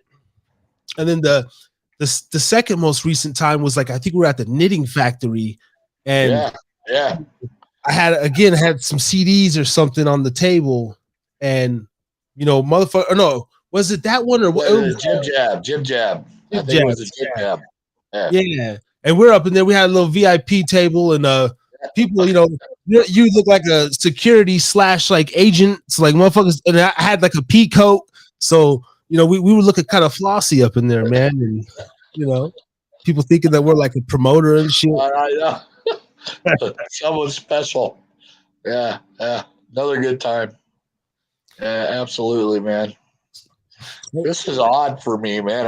You know, this is going to be in the cloud, man, and wow, you know, I wanted to ask that. I wanted to ask Big Freeze how the hell he came up with his name, man. You know, how did he come up with the name Big Freeze? You know, we didn't even ask that, mother. I know. I tried texting you. How did he come up with the name Big Freeze, man? God. You know, dude, that's like interview 101. I know. You know, how do you come up with the name Big Freeze, man? Are you that just like? Are you that like ice man where it's just like you're flawless like ice or what? You know, Big Freeze. Cold as ice. Yeah, cold as ice, man. No, man, that cat, man, the stuff that you showed, those are some pretty nice videos, man. That was, you know, like I said, you know, he's all about quality, dude. Yeah, it was nice. It was nice. Now, when I went on Facebook and I actually looked up Built to Fly, it was like, does he design like fucking bras and stuff? Because the first little hint is like you got these girls in like this lingerie type stuff, you know. So like, hey, he's like designing freaking bras and brasiers and all that good stuff, man. You know. Well, maybe that's his clothing line. So maybe. Do you have the something on in the background, like a? Oh yeah. I got. I'm sorry. I'll turn it down. Yeah, just getting some backing, but yeah, man, like he was definitely one of the most like established artists that we've had on this podcast since doing this. So that was dope. Just his, and you know, I have his. I'm gonna show it again here. I got his.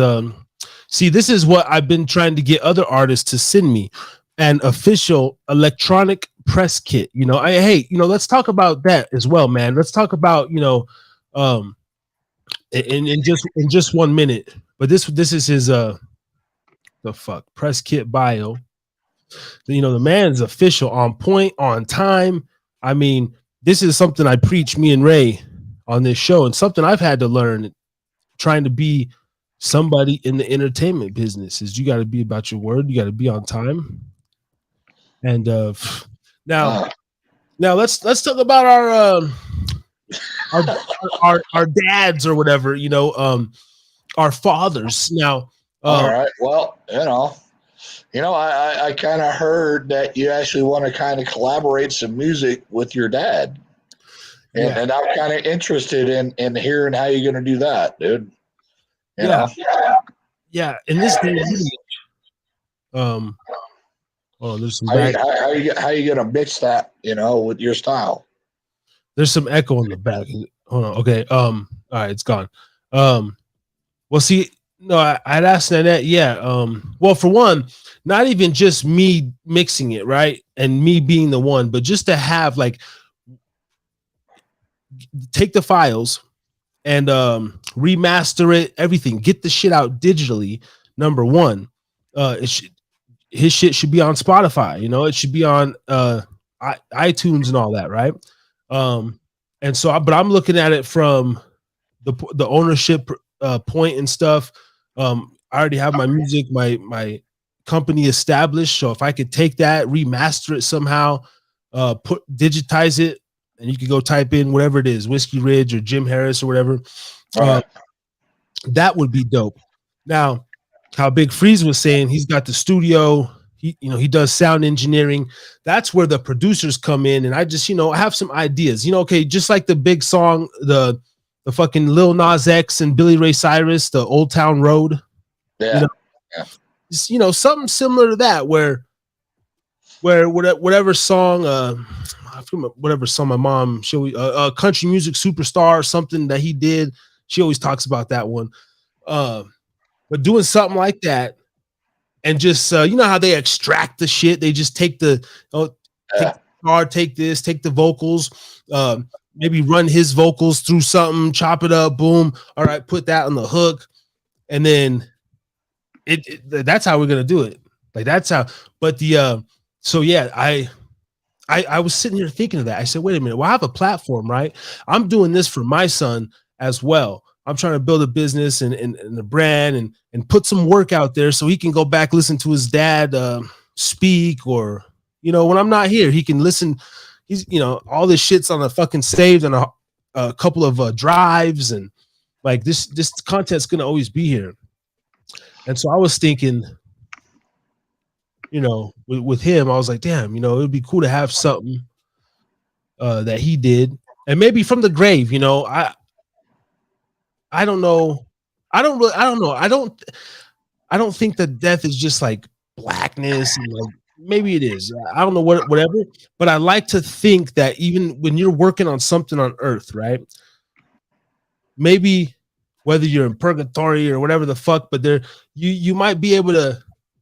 That's why artists and musicians put their life and blood in the art, because when they're gone, I would like to think that he can still feel it or see it, or be like, what, like his music lives on type shit. I don't know. So that's just I think that'd be dope though, man. Taking something that he did and mixing it. Yeah, because man, your dad had a very unique voice too, and I loved his voice too. Every time, man, I was like, it didn't matter where he was, dude. He used to be all of a sudden sit down, start picking a guitar and sing, dude. And not many people can do that, man. I mean, he loved just to sing, and entertain people, man. And his smile, kind of like you, D. You got that award-winning smile, and that joy that he felt every time he was just picking and playing and drinking his whiskey, Yeah. I miss them, man. I miss them, man. They're no ifs, ands, or buts about it, dude. I miss it. And you know, he would always. Goddamn echo. Goddamn reverb. Hold on.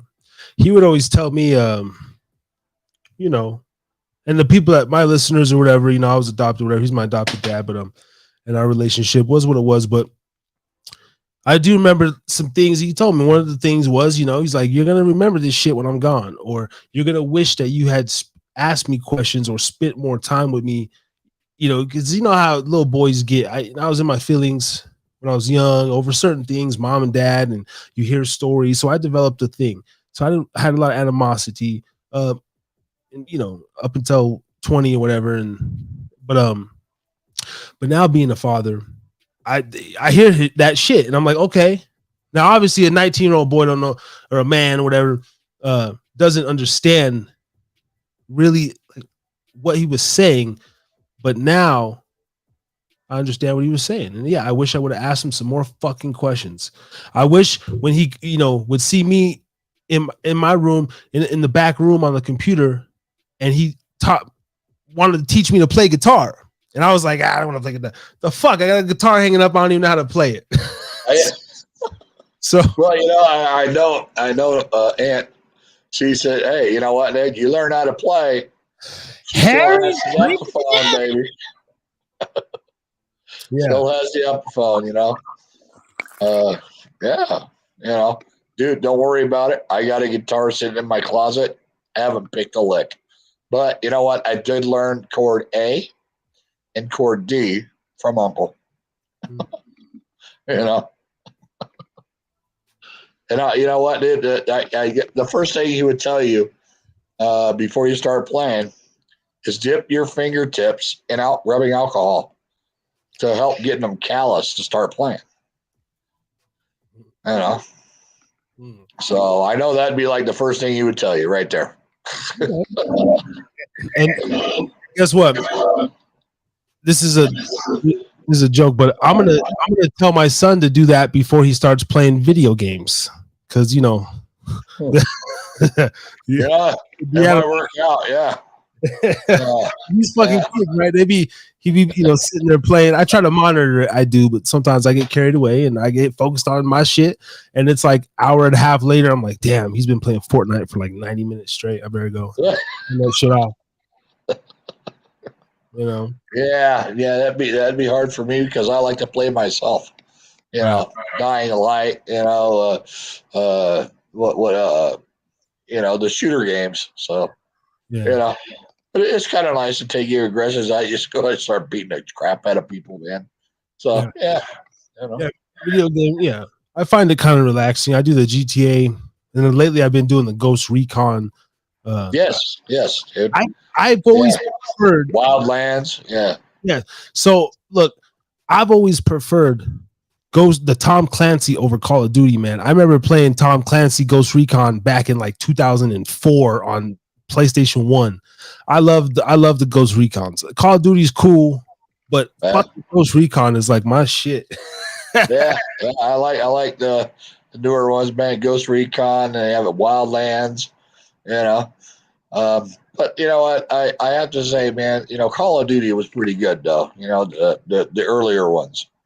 So, yeah, the Modern Warfare that was a good game too. They're coming out. The last one I played was Modern Warfare. Now they're coming out with like, I don't know, just all these offshoots, and I can't really keep up with the franchise now. Yeah, I was looking it up. I guess they just came out with a new one, but it's Modern Warfare 2.0 or Warzone 2.0 or something. Yeah. Like I haven't got that far yet. I tried doing a Battlefield, and you know what, dude? Those ones are hard. Battlefield, man. It's like I had Battlefield 5. I was like, man, I still haven't finished that one. I can't even get past one level. I was like, shit, dude. Well, I guess I'm kind of stuck because I'm not that good, you know. Yeah. But, what you got there? Is that your light beer right there, man, or what? What is that? I got a little punk ass Miller Lite. Well, you know, you got to watch that girly figure of yours, dude. Yeah, no, I'm usually a Modelo man or a craft beer, but I was I do like Modelo. I like Modelo. Modelo is my shit. But Uh, this I bought these like almost 3 weeks ago. I don't do Bud Light. I don't do Budweiser. I don't do Coors Light or Miller Light. But I was at the store and they had a fucking 12-pack for $7.99. And I was like, I don't know if that's usual because I usually pay the like $13-14 for Modelo. yeah. But I seen the $7.99 and I'll drink a Miller Lite here and there. Fuck it, if even a Mick Ultra, if you're at a fucking barbecue and a lot of people have Mick Ultras, I'm like, fuck, all right, give me that shit. But Well, yeah, I always thought you was a whiner. You like your wine.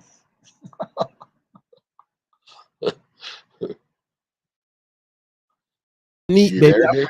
I'm on that. Yeah, that gin now. Yeah, the juniper gin. I got a You bottle. like pine trees, man. Why don't you just go out and eat a freaking pine tree? I don't use toothpicks in December. I use the actual pine cone from the Christmas tree to pick my. Nice, dude. Big about the do a little flossing. There you go. Cheers. Yeah, absolutely. Yeah. Man, I miss drinking with you. Let me tell the story about. So, I've been around alcoholics all my life. Now, I'm not going to call Phil an alcoholic because he's not dependent on it per se. This is the only man that I know that could probably drink twice a year, but it don't matter how long he takes off. He starts right back up where he's at. This man could drink a Native American, a Russian, a damn Mexican, anybody under the table. Anybody. Now, the craziest thing I seen was over there in Northwest Reno one night. We started a bender around this time, maybe, whatever, 6, 7, who knows, or maybe it was 2 or 3 that day. It was probably like 2 or 3 that day. It might have been like noon or 10 in the morning. Yeah, probably, man. Yeah. Probably. Now, we're not counting necessarily what was drinking from like 10 to 10 p.m. Okay, because let's just say 24 cans plus hard liquor and all this other shit. I thought I was a bad motherfucker, but I'm nothing, man. I'm nothing. So he's in the garage and, we're playing music, I'm smoking and we're just bullshitting. He's surrounded by, I think it was cans too. It was probably some bottles, some cans, making drinks by the fucking gallon or half gallon. Yeah, well, you got to, man. You got to have that 56-ounce freaking pitcher when you make Caraboos, man. Yeah. And big ass Paulo Sailor Jerry, 92 proof. That's good enough for me. Yeah. And I call them Caribou 92s. Yeah. Caribou 92, baby. Shout out to Tech 9. Yeah. And but anyway, throughout the course of the night, maybe around midnight or 1, right? Now he's drank so much beer throughout the course of the night, he has to relieve some of the pressure in his abdomen and chest. So he's not throwing up like a normal, when we get drunk, we throw up. He's simply very calmly pushing foam up out of his esophagus and his internal organs. And it's like he's sitting there. It's like a fucking, it's like an automatic car wash. It's like the fucking suds just keep receding out of his throat. And he's very calm about it. There's a couple of like in the beginning, after it's just like a steady flow of fucking yeah. And oh my god. And fast forward to about 10 minutes later, he's like, "Well, D, we need some more beer." And I'm like, "Wait, you want more beer?" That is a sign of your body telling you that it can need more beer. He says, "The fuck it can't." proceeds to try to walk up the stairs to get the keys to a 68, right? 68 Mustang? 66. Okay, yeah, I was gonna say 66 next. 66 Mustang. And I'm like, oh, hold on.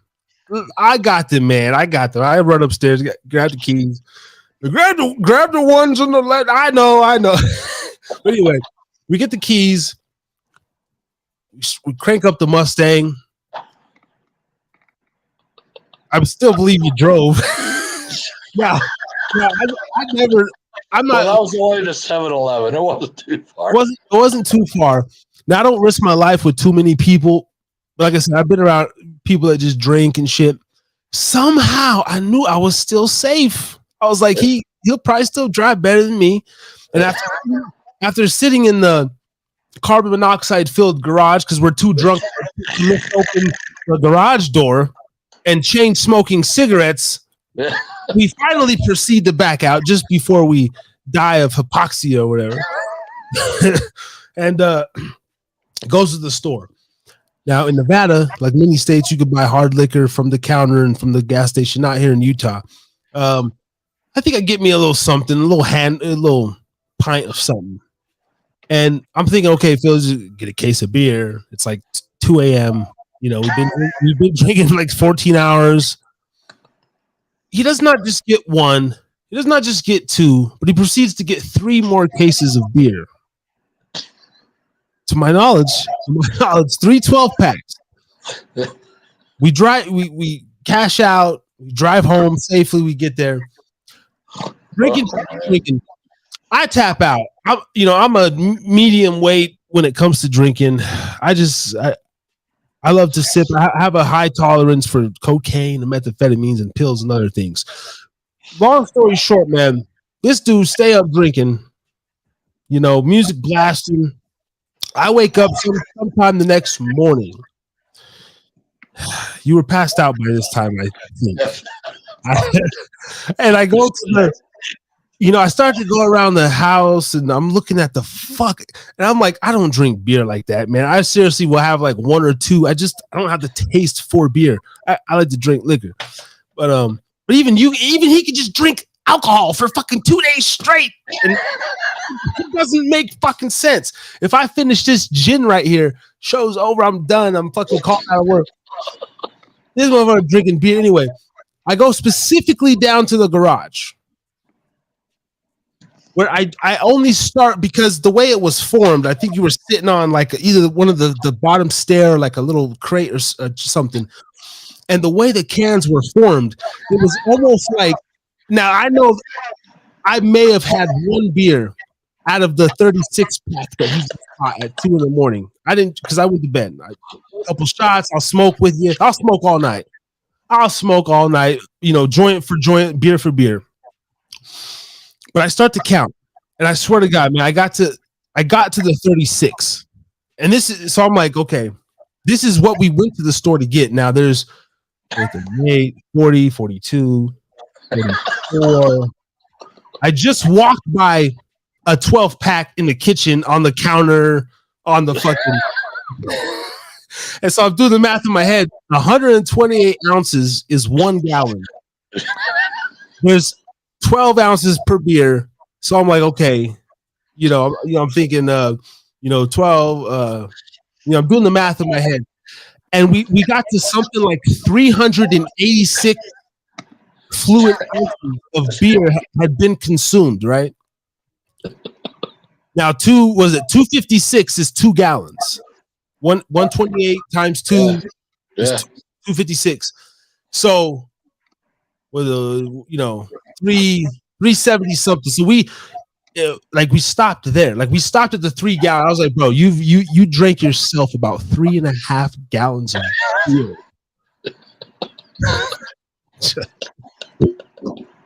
I've never seen anything like it. Well, the caribous, the weed, the damn whatever Jack Sailors we were sipping on. Yeah. And I'm still, dude, you're right, dude. I haven't drank for like 3 years, and here I am over 24 hours, still drinking. Over 20. You know, and then that's a mixture of beer, caribou loose, man. You know what? I still feel pretty good. Little buzzed, feeling good. Man. A little buzz. Yeah. And Little horse to my favorite band, Wasp. I got to see last night. 40 years. It only took me 40 years to see him, but yeah, dude, I was in awe. I mean, the way Wasp founded is fantastic. So yeah, and here I am. I got one more glass, and I got more to make.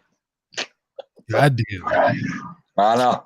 I remember you said, when if you ever had a big show, here comes Fatty Phil, and he said, "Yeah, you're just gonna guzzle a fucking 32, man, right there, the big mouth fucking Coors 32." I would bring. All right, let's run through it. Coming to the stage, Harry Too Scary. Yo, what's up, motherfuckers? Rita Nevada in the house. Make some motherfucking noise. Yeah.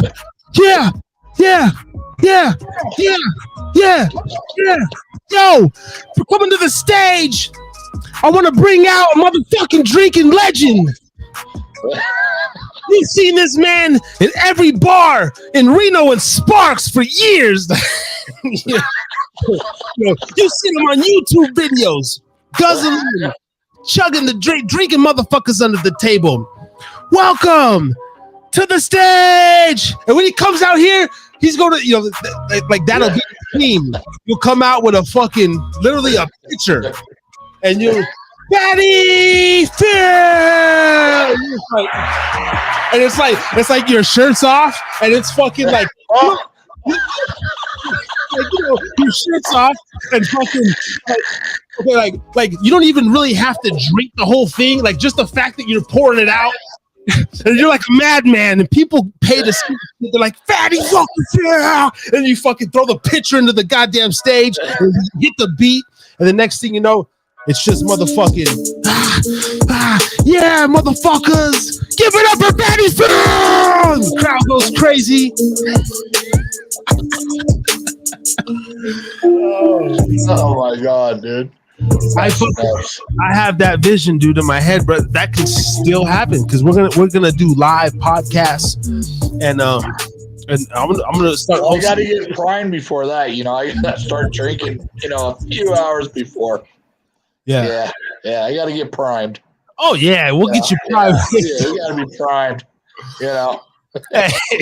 Hey, we're gonna schedule the show around your recovery and whatever moment. Like we'll be like, okay, if we're doing Seattle and Vancouver, okay, Fatty Phil, like he can do back to back, but we have to give him a week off, 4 days off before we get to Montreal.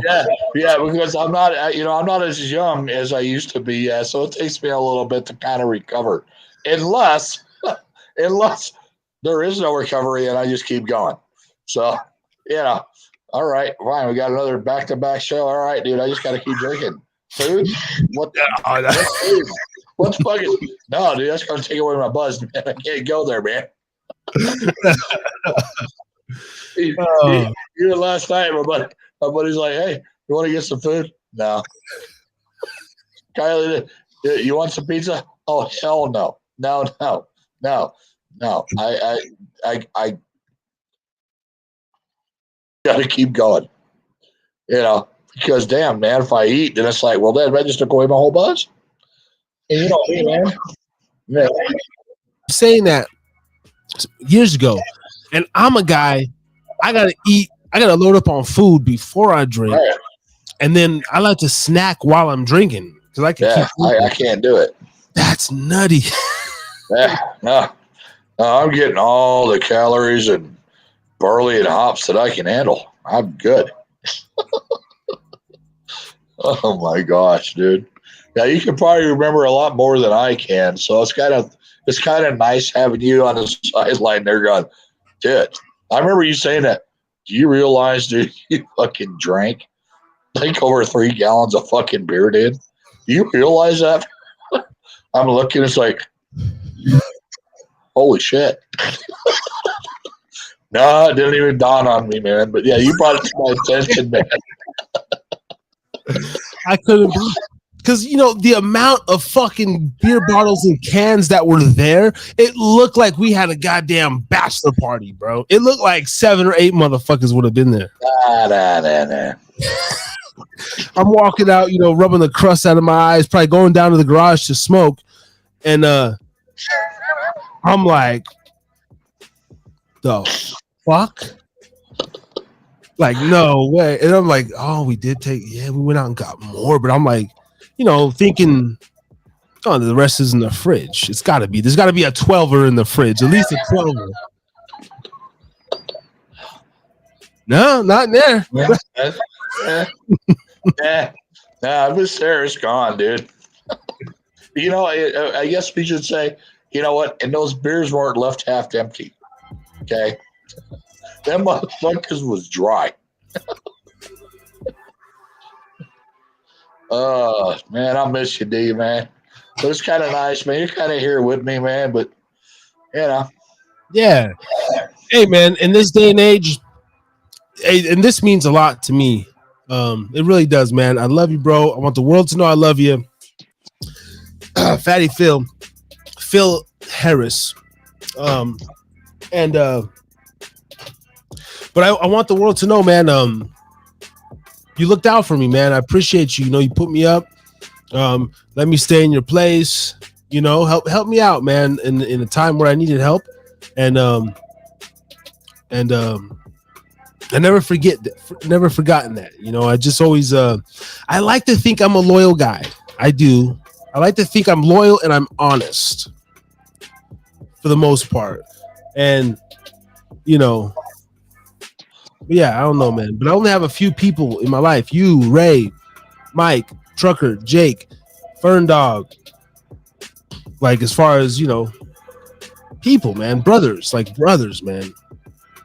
True people. Wow, man. Are you trying to cheer me up, dude? Yeah, man. Yeah. Wow. Giving flowers where they're due, man. Because I don't just want this platform to be, we get serious on here, man. And I pour my heart out, dude, on this fucking podcast. I really do, man. I talked about Nanette last week. It's because Nanette, man, now that you're here, let's talk about my stepmother for a minute. Because I talked about her last week. We got 3 people up in the building. Shout out to y'all motherfuckers. Hit the like, subscribe, drop a fucking middle finger in the emoji. I don't understand why you want to be watching, man. Engage with us. But if not, thank you for watching. I was talking about how Nanette. Yeah, and where the fuck is Ray? I just text him, get the fuck back over here, because if not, I'll fucking finish with Phil. I'll finish with Phil, and But see, I don't like that though. I don't really like that, Ray. I don't like that, Ray. Come on, bro. We're taking breaks now.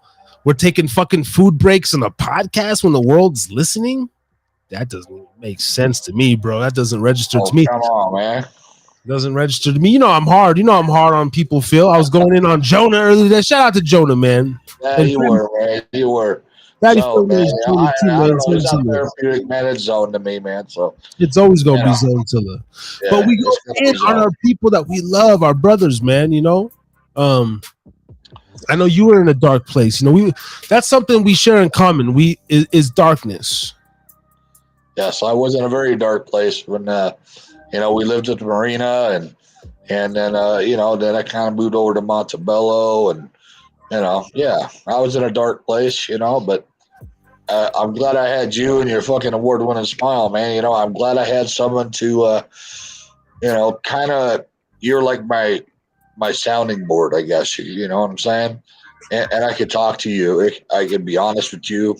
And no, there's no words that can describe how I feel for you, man. So, there isn't. I mean, you're always here, dude. Even though we may not talk like we should, but you know what, man? It's like when we do speak, man, we haven't missed a beat. It's like time can pass, but that's true family, man.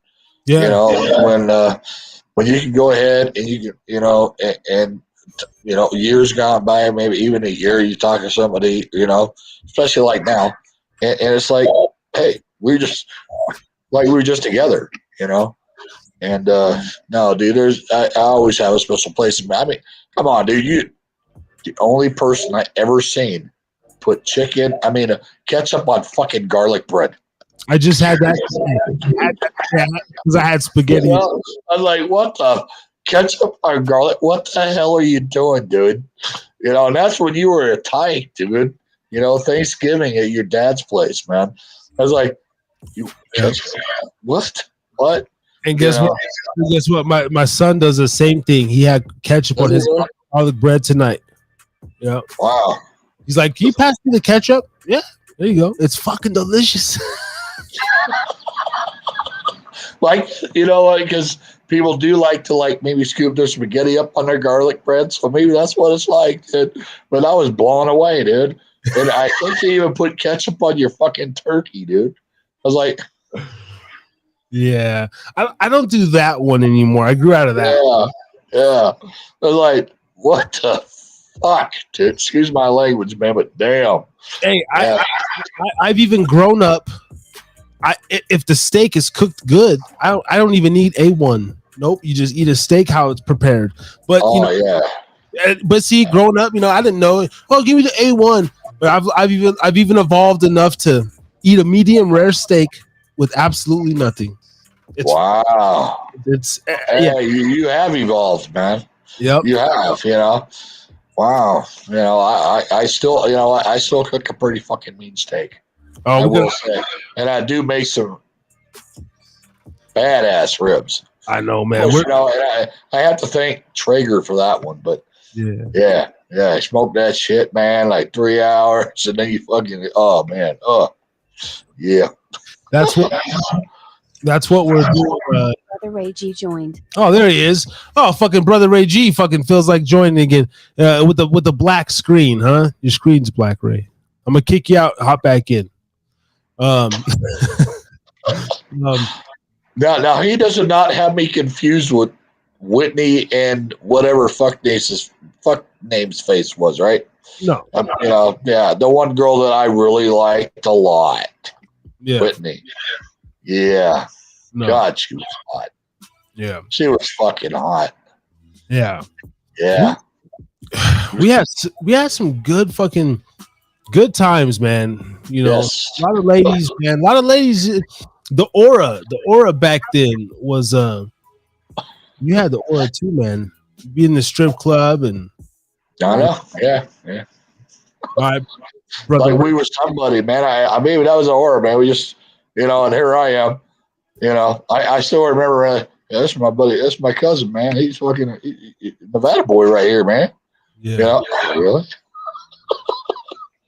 Nah, man. It was good, man. And I miss that, but you know what, man? We all move on, and here we are now.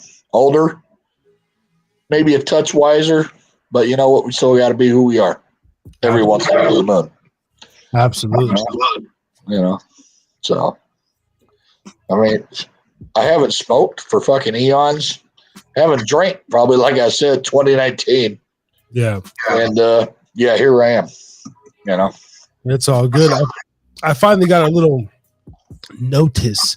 Well, we all did a little notice on our door about the CBD. Oh. Keep huffing. So I'm trying to limit it, but it's so tempting.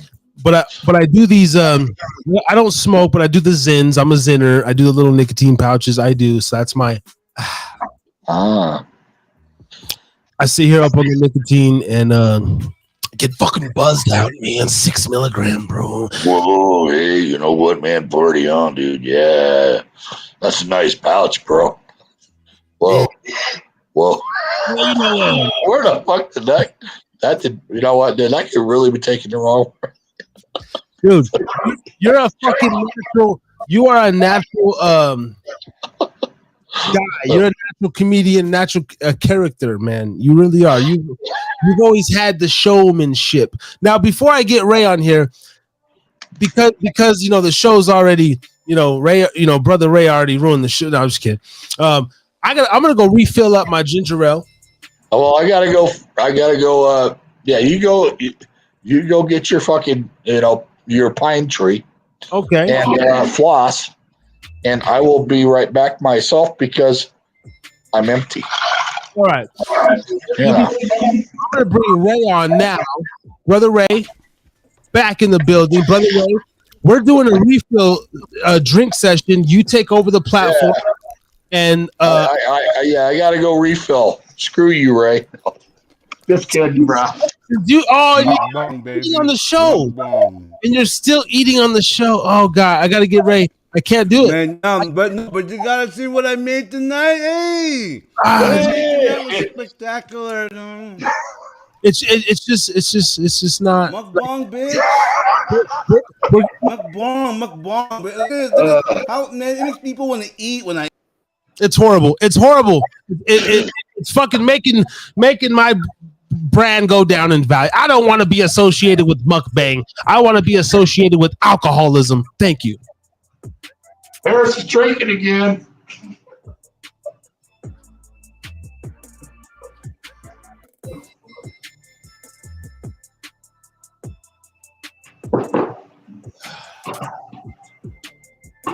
And I'm gonna go take a drink.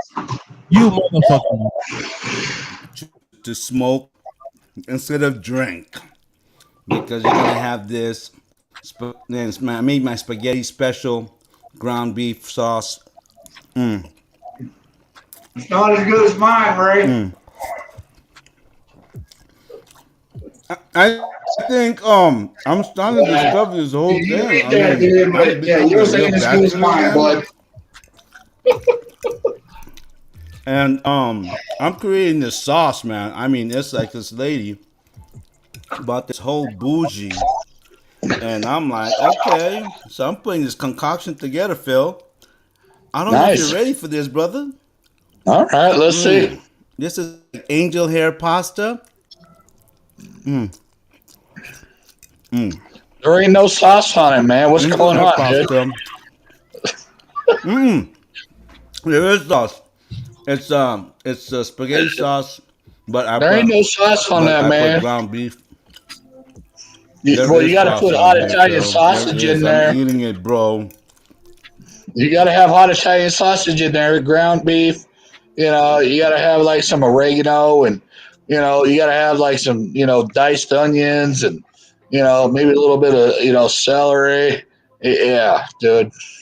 And then you got to let it cook in a crock pot for like fucking all day. You over there eating? Ready? You over there interrupting this show? Top. Don't even sit there and talk about your cooking, Ray, because you know what? I'll cook you. Look at his ass, dude. Can't do it. Finish up your fucking food. No, seriously, I there's something about. No, come on. He's promoting.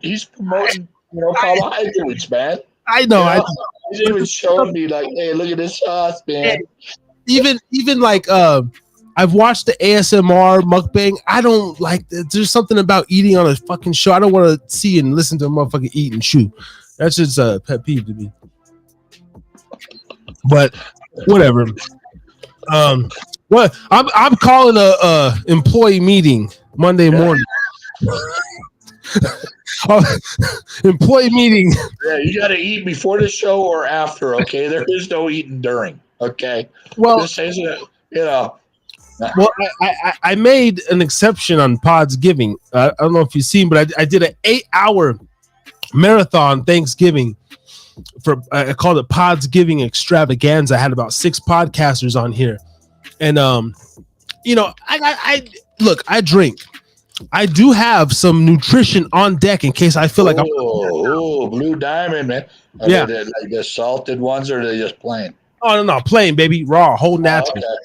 Well, you know what? Those are very healthy for you. And you got your day. But look, just like my sign says, warning: drink responsibly. That means having water on deck and because I've drank sometimes and I sit here and I'm like, oh fuck, I'm getting woozy. and I gotta stuff a handful of almonds just to soak up the alcohol or something. You know what I mean? That's part of drinking responsibly, kids. So you gotta keep food on deck. But on Thanksgiving, you know what? You're a lot more responsible drinker than I. I am though. I am. That's what we do. Yeah. Preach. Oh yeah. Oh man, I forgot to put I don't know who the fuck you talking to, man, but food. I forgot. It destroys my bus, man. It'll make me go like, all right, the party's over.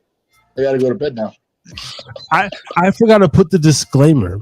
Oh shit. All views expressed by the gentleman in the top right corner do not represent Harris's Drinking again. Kids, eat before you drink, and do not follow the alcohol advice on this show. When was the last time I ate, dude? I think it was breakfast. December 7th, man. It was. It was breakfast, man. It was an omelet with ham, mushrooms, onions, and of course it was topped off with freaking paste pecan sauce, and then I had my chocolate muffin. That was the last time I fucking ate, bro. Son of a bitch. Oh shit. We're talking over 24 hours ago. I fucking ate, man. So how many pitchers of Caribou have you went through? 2 or 3? You know what? I just I still have one left, but that's not counting all the beer during WASP, and then after WASP, I actually started ordering Caribou. And of course, me, I'm a connoisseur, so it's like, yeah, this ain't right. It's fucking pineapple juice. What the fuck are you trying to do to me? And then I went to the Hangar Bar. I got dropped off. My buddy. Oh my god, really, ginger ale. Do you have tummy problems, man? Are you feeling ill? Yeah. Who the hell's coughing? I don't always drink soda, but when I do, I drink Canada Dry. Ginger ale, baby. We try to stay healthy, man. I try to stay healthy, even though I know. Are you still doing your Vitamix fucking thing or what, dude? Oh, bro, I still wow! Look at his face, dude. No, bro. I still have my Vitamix. They have a 10-year warranty on every blender you buy, and Ray used to fucking work for Vitamix as well, bro.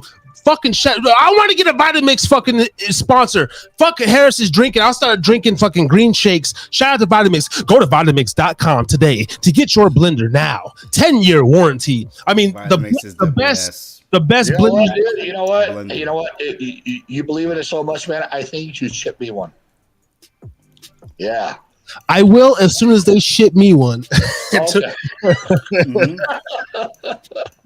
Yeah, because I've been reading. You got to clean out those fucking those arteries. And I was like, God, that's a lot of green, dude. I don't like kale. Kale sucks. No. Okay. Parsley, no bueno. No. Hold on. It's good for your breath, apparently. I don't know. No, hold on. Say, Ray? Are you still stuffing your face, Ray? Ray's still stuffing his fucking face. Dude, you went off for like a fucking half hour to 45 minutes to an hour, and you're still stuffing your face. Still stuffing? Man, you know what, dude? You got some serious. Captain Crunch. He's invited me to munch. Captain Crunch. Munch. Hey, munch. Let me say though, Vitamix. Hold on, Phil. The Vitamix. Don't just think of it. I know they promote fruit smoothies, green drinks. My Vitamix and most Vitamixes, they make soup. If you leave it on long enough, it heats up. You can make soup. You can make raw butter. You can make I mean, it comes. You can basically make almond milk and almond milk. It comes with a whole Vitamix cookbook. So makes great margaritas. You know what, dude? I what they got the magic bullet one. I got the picture and it's like, yeah, that it's okay, but it doesn't really chop it up that good. Yeah, it's good, but it doesn't chop because the Vitamix. If you chop it up, even oh man. Hey, I had one. It was okay. Hey, Magic But it Bullet. doesn't chop it up as good. Yes. What That's the fuck? that's a, Hey, Ray, man, I hate to tell you this, man, but you really got to get. I don't know if my video's all coming in all like. Yeet, yeet, yeet. yeah. I don't know, man. It needs a better internet or something, man. Yeah, no. Well, you know what? Let me change my camera. Hold on. All right. You know, we gotta hold on for Ray again, guys. Let's stop the Hey, podcast. you know what? It takes time to look as good as Ray does. It does. You know, me, I was like, man, when that guy was all talking about like when Big Freeze was talking about like, looking sharp and having his own apparel, I was like, here I am in my fucking lounge clothes. It's like, you're gonna put a different shirt on, and you all wearing your fucking nice shirt. Ray was wearing his button up. It's like, wow, maybe a little undressed, man. Yeah, man. Over here on the Harris's Drinking Again podcast, I try to have standards on my fucking show. I try. All not the guests, but the co-hosts. The sub co-host. Shout out to Just. Hey, where are the ladies, man? Why the fuck? Where's all the ladies at? Come on, you got that smile. Wendy, where's the ladies at, D? Shout out. At least give a guy something that he can go to sleep with tonight. Mentally, that'd be fantastic. We have I'll try to dream about Whitney. We have a couple of female supporters of the Harris Drinking Again podcast. Shout out to Wendy Lundy. When it comes to podcasting, women are just not as active as men, though. You know what I'm saying? I mean, it's good to have them here, but they're not they're not as active as they are. Like, look at the view; it's falling apart. I don't know. Yeah, I guess a podcast. I got a great view of your fan that's spinning. That's super. Huh?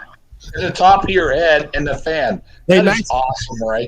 Nice fan. Oh, damn! Look right there. Yeah, right there. My whole head, There it is. Hello, right there. That guy changed the camera. Is that better?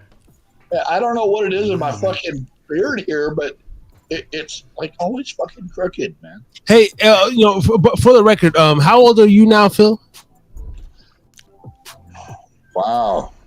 Really? You gonna go there? You know what? I'm proud to say, dude, I have made it 52 fucking years on this earth, baby. Okay. 52 fucking years. All right. Now Ray here, he's 55. What? And but he don't drink. He keep that's why we drinking, he's eating. he keep his temple clean. Yeah, well, fuck, man. Maybe that's why he doesn't look 55. I know. Yeah. Sometimes he look. But then again, those Filipinos, man, they always look good at their age. I got a couple Filipinos. The Filipinos next door, D. They still live there. Oh yeah. Yeah. You know what? And the one girl, dude, she's actually got her own real estate business. Huh? Is her last name Slabno? No, her last name is Casino. Believe it or not. But then you have like the other cousin that's staying there besides the other one that lived there. Yeah, they're all kind of cute, but yeah. Now that Ray's back on and we're all situated and our bellies are full over here. No, do you remember Phil, like a little bit from Reno, somewhat, Ray? But don't get me confused with that other fucker, okay? Not the other. I don't know I can't even remember what his name was, but I remember he borrowed my watch. All that shit, scuffed the shit out of my floor. Yeah. You guys had a threesome with that shit. We're not gonna. Yeah. No. I know. But he's been on the podcast before. So he was on last week. Thanksgiving. What's his name? I don't want to shout out to him. Yeah, well, hey man, shout out, man. Shout out. Hey, I did a lot of fuck shit too. But that's why I in the beginning I said, look, man, this man here, Fatty Phil, he looked out for me. You know, he let me stay in his house. And I learned a lot from you still, man. You know, just as a man, bro, you know, being my elder. Oh, wow. Now I'm an elder. You're my elder, bro. We've had a lot of talk, man to man. I remember being 18, 19, and we made our first connection. That's when we really got familiar with each other. And, you know, during that whole course of time, you know, I was a young wild buck, but like you said, you know, even when I go on my drug binges and stuff, right? I remember you telling me one time, I always maintain a certain core about me. Now, I don't know if you specifically remember this, but I remember this. You know, you have children now that are grown, my cousins as well. But I remember one time you were saying, like, just my character, like, you know, I could do drugs or whatever, but you feel safe, or, you know, like, just my persona, like, I never go off the deep end, you know what I mean? Like you don't have to worry about, you know, the safety of your children or the safety of, you know, I'm still somewhat responsible, you know what I mean? You know, easy to live with. I clean up my shit. But hearing that, you telling me that, it was building confidence and building myself up to say, okay, you know, here's somebody that's putting himself out for me. He don't have to do this. I'm still technically a man, but I didn't have my own place. I was job to job and this and that. But you didn't have your own car. Nothing. Yeah. Mm-hmm. Yeah, I was living like a scraggler. But hearing those words also, it's like I don't ever want to betray people. You know, if you show me your loyalty, if you extend your hand, I want to reach out and grab your hand. You know what I'm saying? Like mano y mano. And so anyway, that's what you did instill stuff in me. You know, whether you think it or not, whether it's with trust or what, just, you know. So I just wanted you to know that. You know, well, thank you. Whatever the fuck that means, you know, but you know, it just love, dude. You know, and I do, man. Your character, you can't get no better. So, you know, and no, you can't. You know, I mean, not many people. Yeah, go ahead, man. That's your car for now, man. Until you whatever. You know, I remember you worked at Red Lobster. You brought food home, and you know, but you know, I let you use my car. I didn't care. Why? Trust, love. You know, why? I don't do that for everybody. You know what I'm saying? And it's just your character, dude. And I hope people do realize, you know, when you do podcasts with all these other individuals, that, you know what, dude, you're not just having a podcast to have a podcast, dude. You're putting yourself out there. You have good character, and I hope they can see that and feel it. You know. That what you have to, you know, what you're doing is true and honest. So, you know, I don't want to get all too mushy here, man. Yeah. Yeah, fuck off, dude. All right. Fuck you, man. Hey, that fucking, man, I want fucking, to hug you, Phil. Fuck, man. Hey, I want to hug you, man. I just want to fucking hug you, dude. You and your button up fucking. I'm not gay or nothing. I just want to hug you, man. Shit. Yeah. Hey, first of all, I'm all mushy and shit. Yeah, fucking brakes didn't even work. Stick shift, fucking Kia. Yeah. Hey, I still have that fucking car, you asshole. Yeah. That's dope. Hey, but Ray, but man, Phil here. Okay, no lie though. Throughout the course of my life, man, I got a few like really good supporters.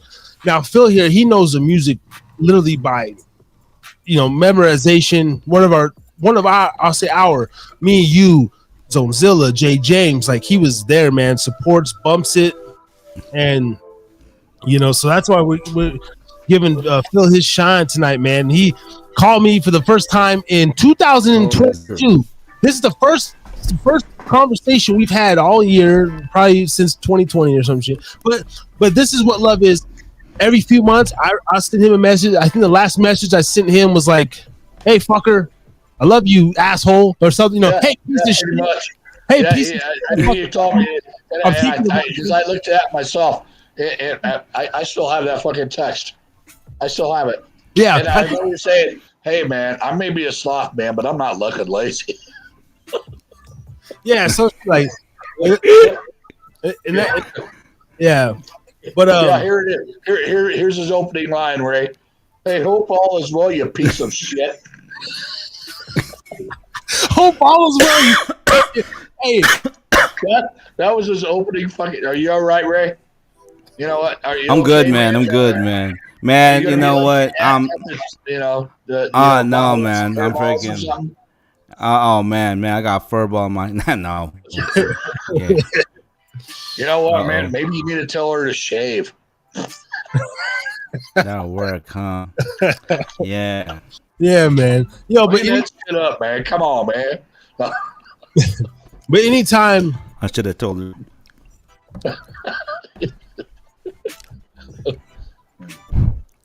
Yeah, but anytime you can, send something like that. Hope all's well, you piece of shit. Yeah. I'm thinking about you, motherfucker. You know, I don't feel like that though. You know, and I do the same with Ray or the same with any of my brothers. Man, hey, cocksucker, I ain't fucking heard. You know, hope you're alive, piece of shit. Yeah. Now, Ray, let me ask you this, man. Has he ever text you a photo of his shit that he put in the toilet? He was so proud of it. I was like, "Are you calling me a piece of shit, D?" No, man, that was like one of the biggest shits I ever taken, man. No, you know what? Fortunately, he has never sent me a shit photo. Yeah. If I didn't know how to take that. He's like, "Are you calling me a piece of shit, dude?" if it's the one I'm thinking of, I took this massive one, dude. Yeah, it wrapped around the ball. Like, no, man. That was like one of the biggest shits I ever taken, bro. I was so proud of it. Yo, that shit pops up on my Google Memories every year, whenever the fuck, and I'm like, damn, I've yet to take a monster ever in life. This shit pic. This shit pic, dude. Yeah. This shit pic. Yeah. That's man shit right there. That's what boys do, right? We farts are still funny. I don't know why. I think that's like a man thing, like farts and shits and fucking scratching our nuts, fucking sniffing our fucking head. Well, you know what, dude? Maybe I'm a bad influence on my daughter. Yeah.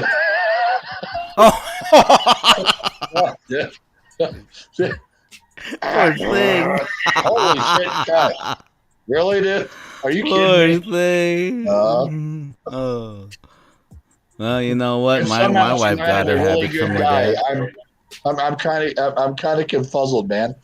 But her boyfriend is a really good guy. Really good dude. Yeah. His name is Chancellor. Chancellor. Wow. Chancellor. Yeah. Oh. Chancellor sounds very academic. Does he? So, man, it's like Chancellor. It's like, you know what, dude? You have my permission if he wants to marry you. You have my full. But his nickname was Chance. Yeah, he goes by Chance. Yes. Chance. Yeah, I didn't know his full name was Chancellor until his mom said, "Hey, Chancellor." I'm like, Chancellor? Chancellor? What? Your head of university? What? How bad can he be for my daughter with a boy named Chancellor? Like that's pretty. Chancellor. Yeah, he's probably gonna stay here when he gets out of the boot camp there, and he's gonna stay here for probably about a week or two. So, he's in the military. Did he stay here? It's like, yeah. He joined the National Guard, and so he's in he went two separate different trainings, man. So, yeah. So, and he's already got his whole career path fucking set up. Cool. It's like this dude's 17, and he's already got his whole fucking thing planned out, man. He's got National Guard. Then he go to school, but he's probably going to stay in the military, and he's still paid to do what he wants to do. You know, it's like the kid's 17. He's already got his whole fucking life to where he can like pretty much retire when he's like 40. Fuck. Yeah, he's a keeper. He's a keeper. You know. And dude, believe it or not, dude, like I was telling you earlier, man, it's like this kid. I don't know if it was you or I told Randy. Dude, there's a fan page about all the other girls at ROTC about this kid, man. He has a fucking fan page about all the girls. He's like, oh my god, he's so hot. As soon as he is he 18 yet? I think I'm not sure. He may be 18, but he might be turning 18 next year. Okay, well, he's 18. If he's got a fan page and shit, we got to get this Chancellor on the Harris is Drinking Again podcast. I want to get some of that ROTC crowd. Yeah. Well, you know what, dude? My daughter said, "Look, he's got a fan page, dude, about all these girls. They made a fan page about Chancellor from Spanish Springs, dude." It was like, and they're all pissed off because my daughter ended up with him. How did he end up with? How did she end up with him? God, I don't like her. Well, you know what? I guess you just got to be real, man. You know what I'm saying? You can't be fake. You got to be real. Yeah, that's true. Now, Ray, Ray moved away from Reno. He's been gone about 12, 15 years. A month. But he's 15 years away from Reno, yeah. Yeah, but he's back in Reno now. Can you gentlemen, Fatty Phil has been there the whole time. You know, he's a battle-born fucking lifelong. How long have you been in Reno? 40 years? I mean, 50 fucking 2, dude. I was born and raised here, battle-born. I was born at Washoe fucking Medical Center, man. Right, now, for some reason, okay, I wasn't under the impression that. Okay, so you just lived in Reno your whole fucking life. Okay, my whole life. Yeah. Can you guys talk about Ray? And me and Phil talked about it earlier. The post-COVID, the Californians, the gentrification. Can you guys talk about Ray? Maybe start with you, Ray.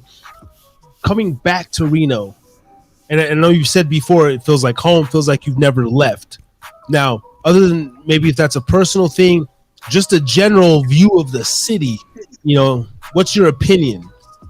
And then Phil, going after him, going to your thing about the changes that have gone on in the last 10 years,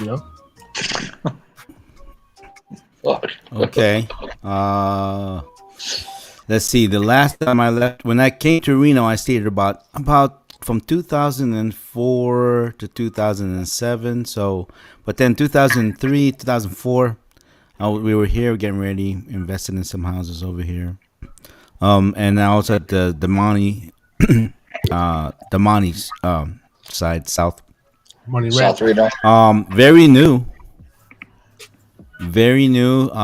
Love the environment. That was just a lot of Californians transitioning here, and I was expanding my real estate business from Northern California to Northern Nevada. Possibly during that time, being here for only like maybe 3.5 years, 4 years, and then going to Hawaii, 2007. And basically, for the shorter time that I've been here in Reno, I've grown so much. I discovered things about me that I didn't think I know. I can write songs. I didn't think I was, I promote music, but I promoted where you're already performing and whatnot. But to be there from raw, to find raw talent. And the only thing I got going for me is that because I can dance and I can catch the beat and all that stuff, and I guess at that time it was just never something that, and I guess I got bored in a way, and then I met you guys, and then real estate business was already coming down, and then I go, man, I got to figure out a way to promote my business, and the only thing I knew was promote music. And then since we met you guys and all them, and I met John, I basically said no to hip hop. I said, hell no, I ain't doing it again. There ain't no money in hip hop. Like a lot of the promoters in hip hop are just there to get pussy. Me too, but I didn't have any. I got pussy and I didn't really worry about that shit. I just love music because I was a b-boy, and I just wanted good. I just wanted to run a good place to have good music. And then Reno, stayed away pop and guys, but I was focused on John doing like indie rock, and I've never really touched that shit. But I kind of like his rhythm and everything, and okay. Then I met you guys, and hip hop came back again, and I'm like, shit.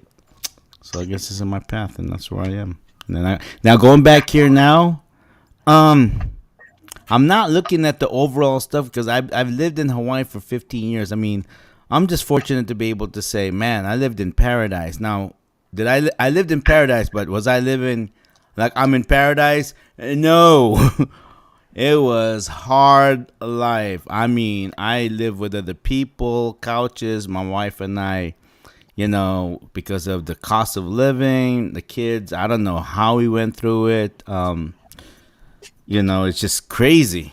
Basically, cost of living is high. So, I did anything, any jobs, collected bottles and everything, 5 cents each, just to put food on the table and help people with their businesses. It wasn't pleasant at all for 15 years, but it was just kind of hard to get out. And it got to a point where the wife and I, we've been married for over 26 years, and and then the kids are grown. And they're independent, and it's got to a point to where you've been married that long, you're like, okay, see ya, whatever, we did it, whatever. And I couldn't wait to get the fuck out of Hawaii. And so being in Reno, I can look at all the negative stuff, but you know what? I realized it ain't the place you're at, it's what you want to do at the place where you're at. And that's where my thing is right now. It's because I lived in paradise. I lived in paradise, guys. I mean, fuck, Hawaii. I mean, beautiful people, wonderful weather, and I took advantage of it, but All right. it's just an amazing place. I know you said South Reno, man, but for me, watching all the fields I used to grow up in, and where there was nothing, and now it's nothing but houses. And to me, I love Reno, okay, but to me, man, it's almost getting too big, and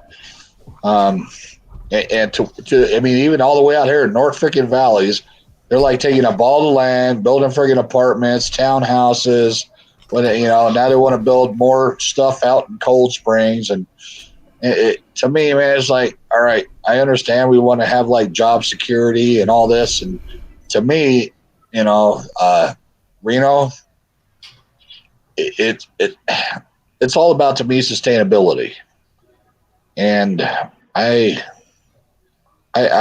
just kind of that's what concerns me myself, because if we don't get the winners that we have, we're all kind of screwed here. Because they keep building, But that's me, man. I've watched my little town, the biggest little city in Reno, actually grow into a city. In my opinion, man, it's like, I mean, now the traffic, man, it's like, you know what, dude, I miss the way it was before. That's my take on it, and the sad thing is, you touched a little bit on the housing markets and stuff. The housing is astronomically, stupidly overpriced.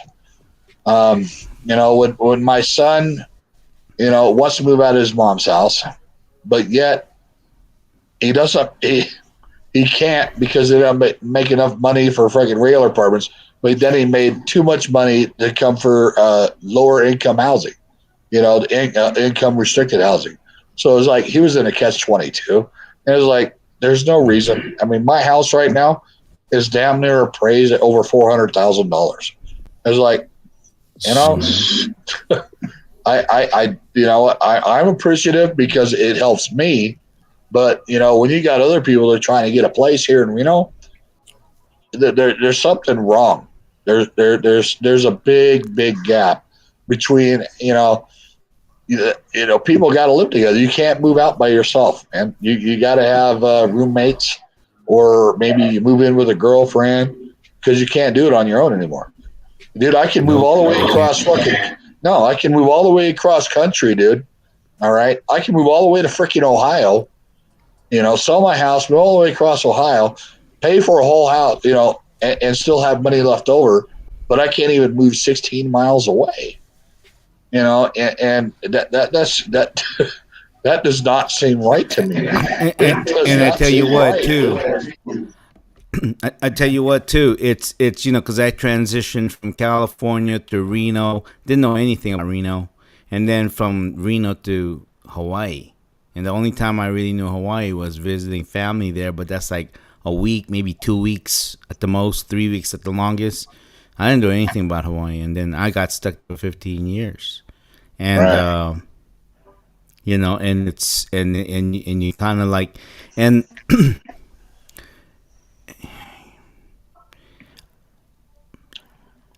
If I both sides. So I was in California. I did the whole employee stuff, and then I did the own my own business stuff when I was in California. So I experienced that part, both of those. When I was here in Reno, I did the employee because I was working for Home Depot, and then I had my own my mortgage and my real estate. So I always over here. And when you do that, when you have a business, you gotta understand the state's government, how they run stuff, how they tax stuff. And then when I went to Hawaii, I did the same thing too. And out of the 3 states I've lived in, Phil, Nevada made the most sense. Right. It made the most fucking sense. It made the most fucking sense. And then now they freed, like, it's not a matter of like, the cannabis and everything. It's not that. It's just I'm always for opening new economy. So if Reno's growing, I mean, it has to grow because if you ever seen places that used to be big and it went down, oh my gosh, it's Silicon Valley. Oh, yeah. It's sad. Fresno. Yeah. Or what about Fresno. like Detroit with the GM and all that? Like Yeah. Is that what you get Yeah. at? Oh my gosh. Yeah. Yeah. But and do you think, like, okay, with it getting bigger, even Salt Lake, people are migrating. Boise is another. All these little on the West Coast, Denver, Boise, Fatty Phil joined. Seattle. Years, What? You joined. man, internet fucking sucks tonight. I apologize, guys. Where the fuck did Ray go? Here we go. no. Where can you hear me? Now I can hear you. Can you hear me? Fucking internet sucks, bro. But Okay, cool. but Just getting out. Oh, my camera's on. yeah, Okay. I got you now. Obviously understanding both. I'm partial to both you guys. Feels like the old school. Make Reno great again, right? Man, like make Reno old school again. It can. I think so. Um, I mean, it can. I think okay. So, go ahead. No, go ahead. I don't want to cut you off. Something just came to my head that Then it's 'cause big I because saw you the might town forget it, right? Vallejo. yeah. Yeah, I know, right? Yeah, I'm 55. I have the right. I earned the right Yes. to forget things. So, That's right. So speak. so okay. So, like, I lived in a town called Vallejo, California. Yeah, okay, and I've seen Vallejo when it was just small community, and it grew to where even in that place, that's where I started my real estate business and my mortgage business. And I even worked for a private car. So I got to know the surrounding really well. And with that, learn the whole aspect of real estate.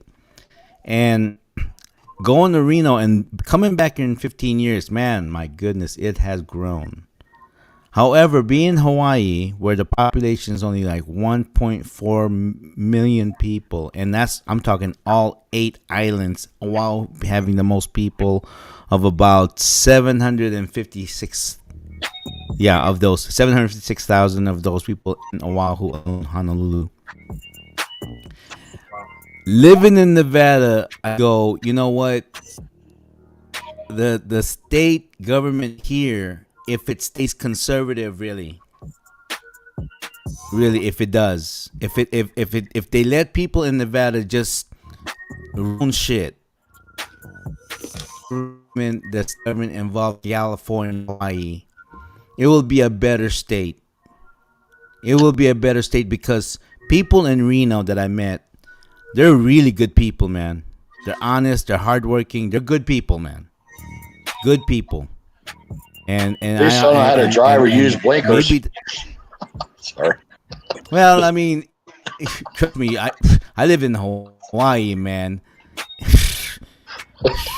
I mean, I'm sorry, man. That stereotype Asians can't drive. Well, I'm an Asian. No, it's true, I'm not saying Asian. I'm just talking regular fucking people, dude. It's like, who the hell is teaching these people? No, I'm telling you, Asians really. I lived in Hawaii. They freaking cannot drive. I'm honestly with that about that shit. I'm putting it out there. You know, oh, there you go. No, man, fuck, that's true, man. I said it. You know, but yeah, no, it's. But not turning the blinkers, yeah, that's everywhere, dude. That's I know. It's like super. Yeah, you know, all I gotta say, the fucking Californians, man, or the people actually training people how to drive.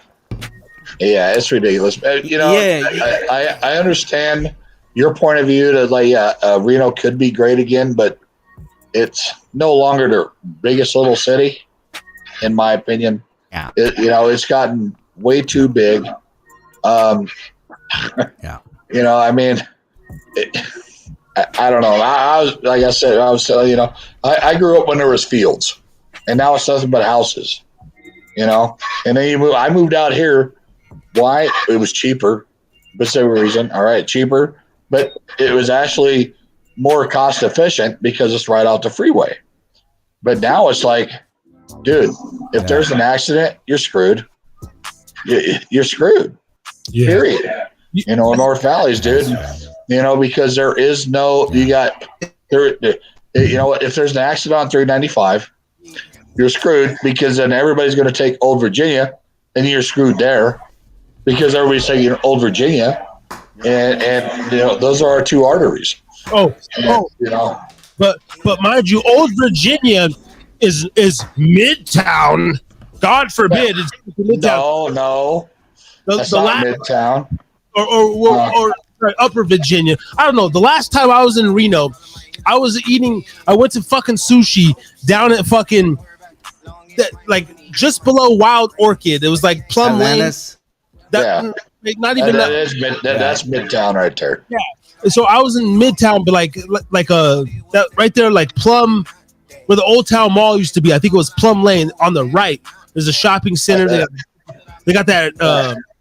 Chopper Square. They used to have Park Lane Mall. Yeah, Park Lane. I'm sitting there eating sushi, and I'm on the phone. I was talking to Nanette or Ray or somebody. You know, I'm on the phone. I'm like, yo, I'm down here. I'm on Virginia Street. Minding my fucking business. Our server butts in as she's like checking or walking by, and she's like, this is Midtown. I said, hold on. I said, what? This is Midtown. This isn't Virginia. I was like, no, this is Virginia Street. I was like, we got into a little confrontation. I said, sweetie, I was like, wait, thank you. I said, I'm from here. I am Nevada boy. Thank you. Like, I don't need your fucking input. I'm from the old school Reno. This is just Virginia Street. It's not fucking Midtown. That shit threw me off. Sorry. Wait. I don't even know. What's all this Midtown madness bullshit? What are you guys talking about? Like, what is that supposed to mean? Like, Midtown means what? It's fucking Midtown. Like, that's what they just call, like, you know, when you go down, you had Del Mar Station, right there, the 777. You got Junkies. You got, you know, the Wild Orchid. You know, that part of the area is actually they call it Midtown. So, yeah. And it's like, you know, it's like past probably Liberty Street. And that's where after Liberty Street, they call it Midtown all the way to damn, because California, that's right is that there. good or is that? I don't know. I don't give a fuck. Is that good or is that bad? Well, okay. This Yeah. Okay, so I live on West Moana. Where is that? What part of Reno is West Moana? That's probably more, What's that considered? south West Moana. I mean, you're up there by, you're West past Moana, like that's yeah. not Midtown. That's past like Grove Street and the Pepper Mill and all that. So that's not what they consider Midtown. so Yeah, Peppermint. Yeah.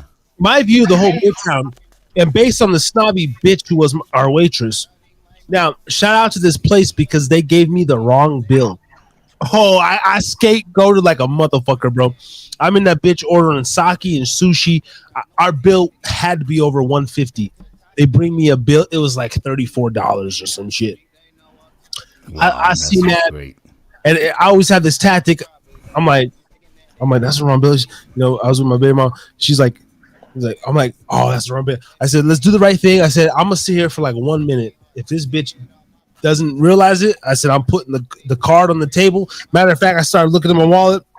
Shit, I said, baby, I'm throwing a 50. If she don't recognize that, let's dip. I'm saving $100. So that's what happened.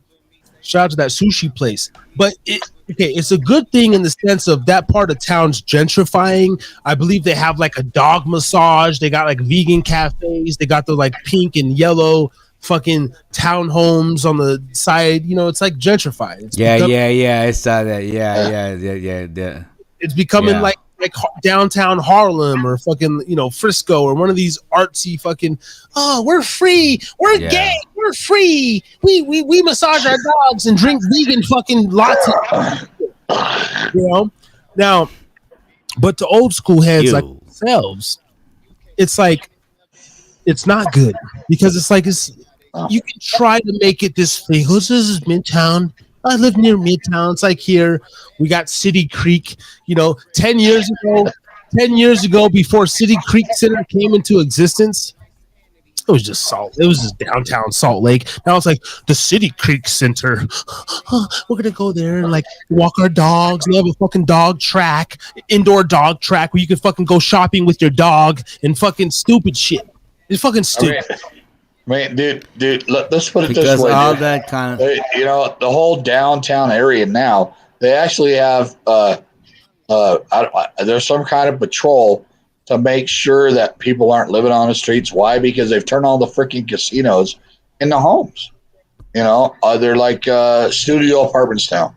But now they have to have their own little people that ride around on their bikes. Not even the police department to patrol the streets. And it's like, to me, man, it's like, have we learned anything like from California? All right. Because it seems like Nevada's always in lockstep with California. Yeah. Have we not learned anything about Silicon Valley, how it blew up so big and all of a sudden it kind of it imploded a little bit, and that's the same thing that's going to happen here, man. It did. Yeah, exactly, dude. And that's the same thing that's going to happen here. And, and it's just, it's very disappointing, to a point, because the people that are, even designing the fucking roads are fucking, dude, they just sit there and they're fucking little bureaucrat fucking desks and say, oh, that's a good idea. Let's do it that way. But no, when it comes to traffic or even big trucks, dude, they redid Lemon Valley, okay? The access for Lemon Valley. And they didn't take it into account like big rigs, dude. They got like a fucking, dude, you drive on the wrong, you get off the exit going south on Lemon Valley, and then it goes like, you go on the wrong side of the street, and you make like this S turn. It's like, did anybody even take into effect about big rigs? Because you know what, dude? Where are all the freaking warehouses, man? They're off Military Road, Lemon Valley. You got, all the way out here off Echo and, Lear Drive.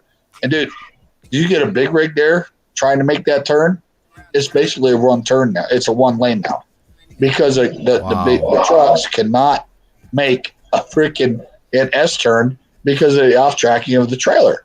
It's like, the people that are, designing this stuff. Who designed this? Right. They're fucking idiots, dude. It's like, why? Because those people, they don't live out here. They don't know what it's like.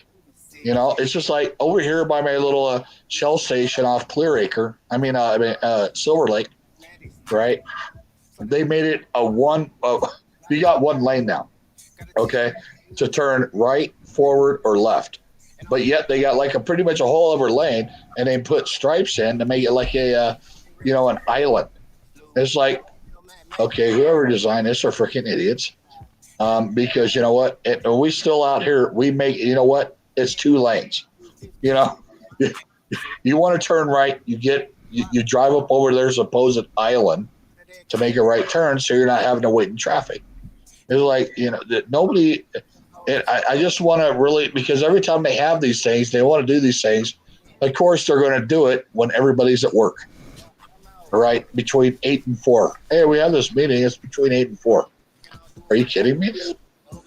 But that's just my take, dude. I love my little town, man, but it's getting too big. And you know what, dude? You can ask even the net, his stepmom, right? I mean, the person that Dakota really looks up to, and she'll say the same thing. It's getting too big, man. It's getting, sustainability it's out the window, dude. If we don't get the snow like we should get, thank God we're getting in the mountains, man, because without that, we're screwed. We're screwed. If that ever stops, we're screwed. Right, exactly. And when we're, shipping our water to fucking California and all that, it's like, dude, come on, man.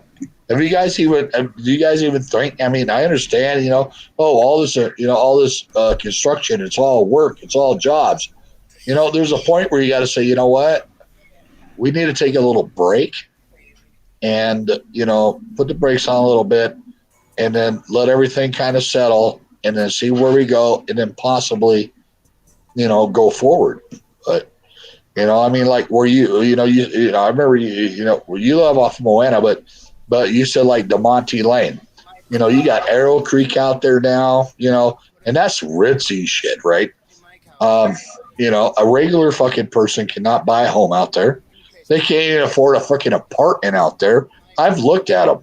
When I was when I was with my wife, we couldn't afford an apartment out in fucking Arrow Creek, Steamboat, any of that, because now it's like ritzy freaking areas. You got South Reno, or you got Spanish Springs now. Those are ritzy areas of fucking town, But that's one reason.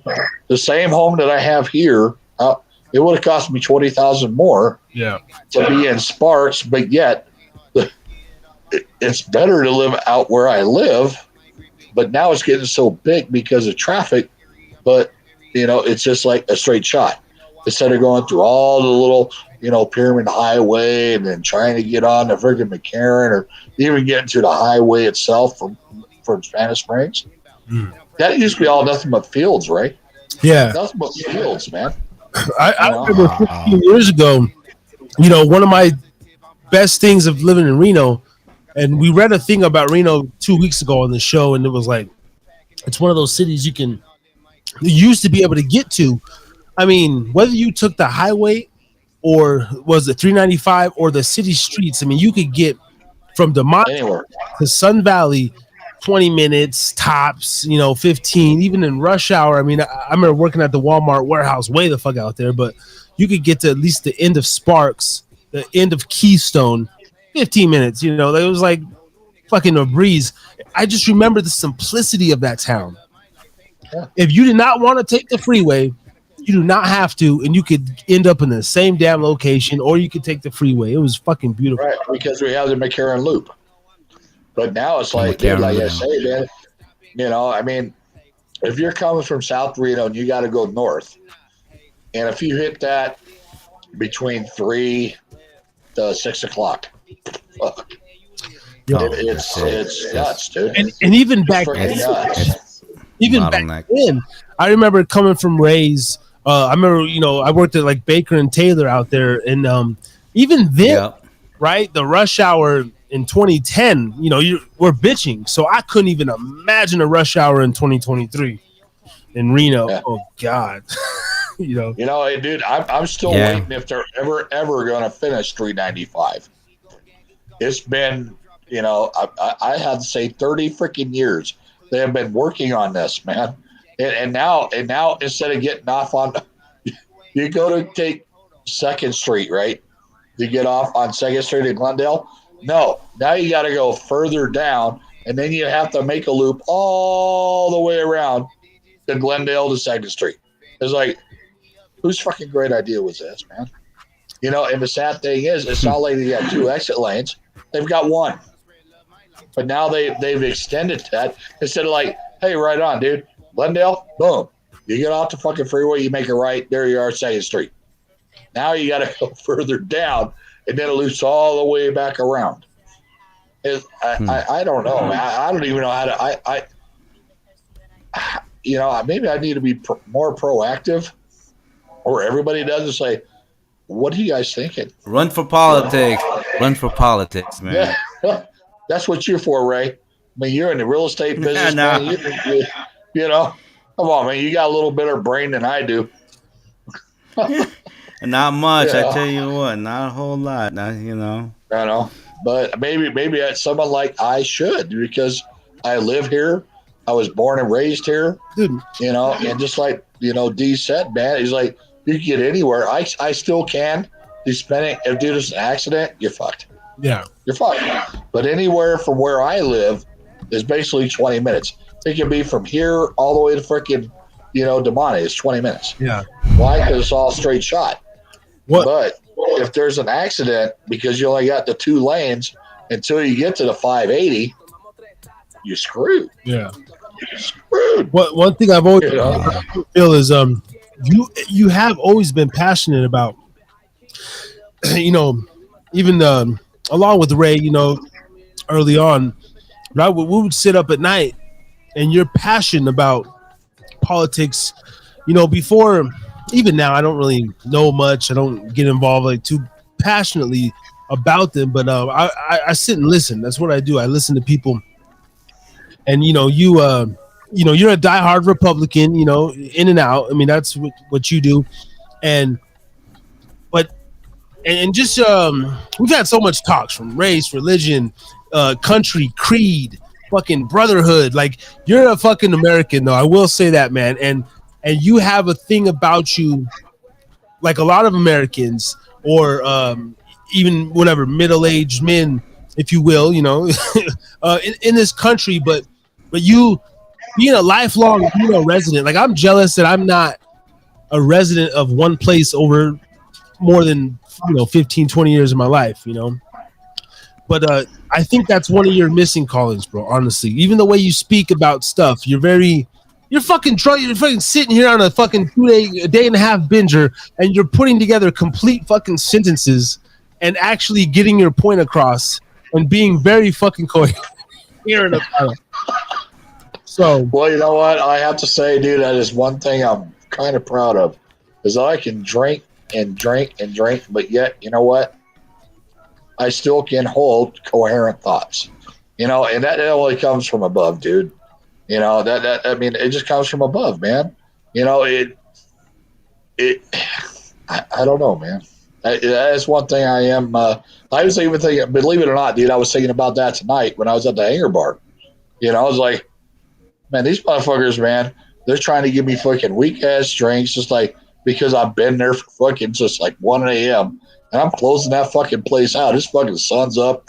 My daughter didn't even come to get me till about fucking 12 o'clock, and all of a sudden it's like, hey, you know what, dude? I may have been here a while, but you're not going to charge me fucking $8 for pineapple juice.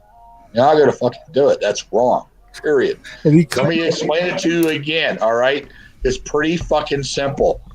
1, 2, 3, 4, 5, 6. 1, 2, 3, 4 pineapple juice. I mean, it's not that fucking. If you know mathematics, it's pretty fucking simple. But that's the type of society we live in. But they don't expect motherfuckers like me to come in and call them on their shit. They don't. That's just me. I don't even know where the fuck I'm going, Ray. And for the people listening, you're talking about 1 a.m. 21 hours ago. Yes. I got to the Hangar Bar probably about 1 a.m. and I didn't leave the hangar bar till about 12. And now I'm back. Before then, I stopped at the fucking the liquor mart, and I bought me a fucking fifth of rum, a fifth of fucking Malibu, because I knew I had pineapple juice here. And ever since then, dude, I have been drinking since I got home, probably about 1 motherfucking 30 p.m. today. That right Wow. there, ladies and And you're gentlemen, feeling fine. is I am feeling fine. Harry's Drinking Again podcast. Shit. That's right. Harris, baby. And believe it or not, Harris actually originated from Harry. Back in the day, they called me Harry Ass because of my last name, Harry Ass. Then believe it or not, my buddy Daryl Canoda, he called me Fallopian Tube. That fucker. That was my nickname for a long time. Hey, Fallopian Tube, how you doing?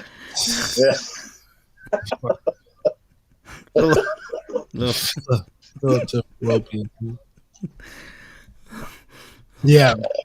I got called the hairy ass, and instead of Dakota, Yes. they used to call me Dick Odor. Oh, Dick Odor? Dick Oh, odor. that's nice, man. It's Oh, Dick you like Odor, that poop Dick shoot, Odor. huh? Yeah, the poop Dick shoot, Odor. man, huh? Yeah. Yeah, all right, whatever you say, poop shoot. Shout out JJ. So I had the hairy ass and the Dick Odor going on when I was young. But I remember you're wondering. I think it was, what was her name, Michelle? What the fuck was her name, man? At fucking at Montebello. He goes, "You got a really nice asshole."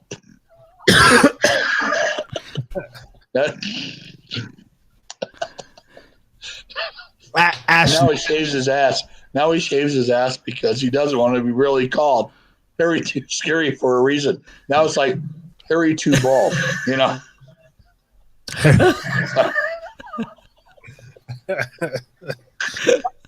I still shave my ass from time to time. I got to keep it clean. I know. You told me, it's like, how the fuck do you shave your ass, dude? It must be nice to be that limber still. You just gotta, Because I'd be like, what the fuck, man? Like, fine, I got a hairy ass, man. Whatever. I gotta shave my ass because my asshole shit will itch. Really? I Well, got the haven't had that long, problem like yet, the right? strangling. Yeah, man, it fucking itches, man. How do I you know. shave your fucking asshole? So we talk about I'm here. just curious, man. How the I fuck gotta do you shave my your ass? asshole. How should I you do know. that? I know. It's crazy. It fucking itches. How do you And I do don't it, like though, it. man? Yeah, I know, it's- Maybe you should use some hair. You just gotta go there and just, I don't know. After years of just doing it, it's like by feel now, Phil. I mean, you know. Wow. well, I for don't me, know. I just gotta contort. Just I just make sure my junk's good. Yeah.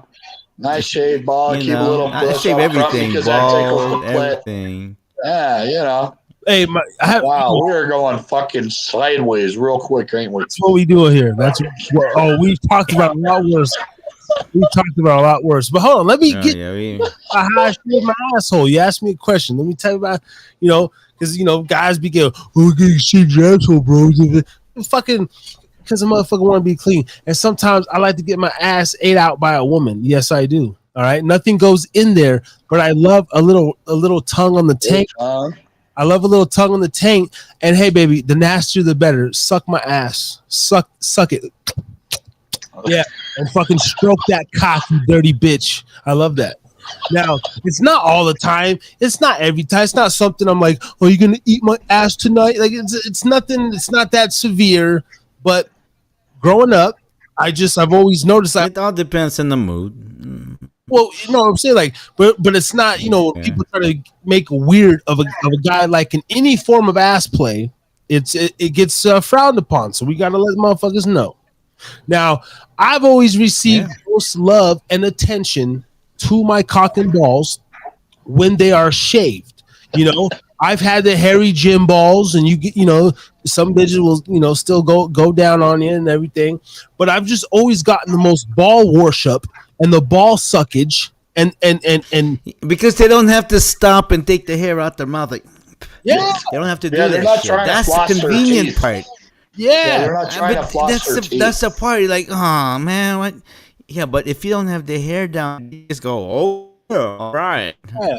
You And, know, and, yeah. and I feel cleaner as a man because I'm not gonna let a woman suck Yeah. dick if I, or even if I do, like I'll be like, hey, I just came from, I've been working all day, my balls probably stink.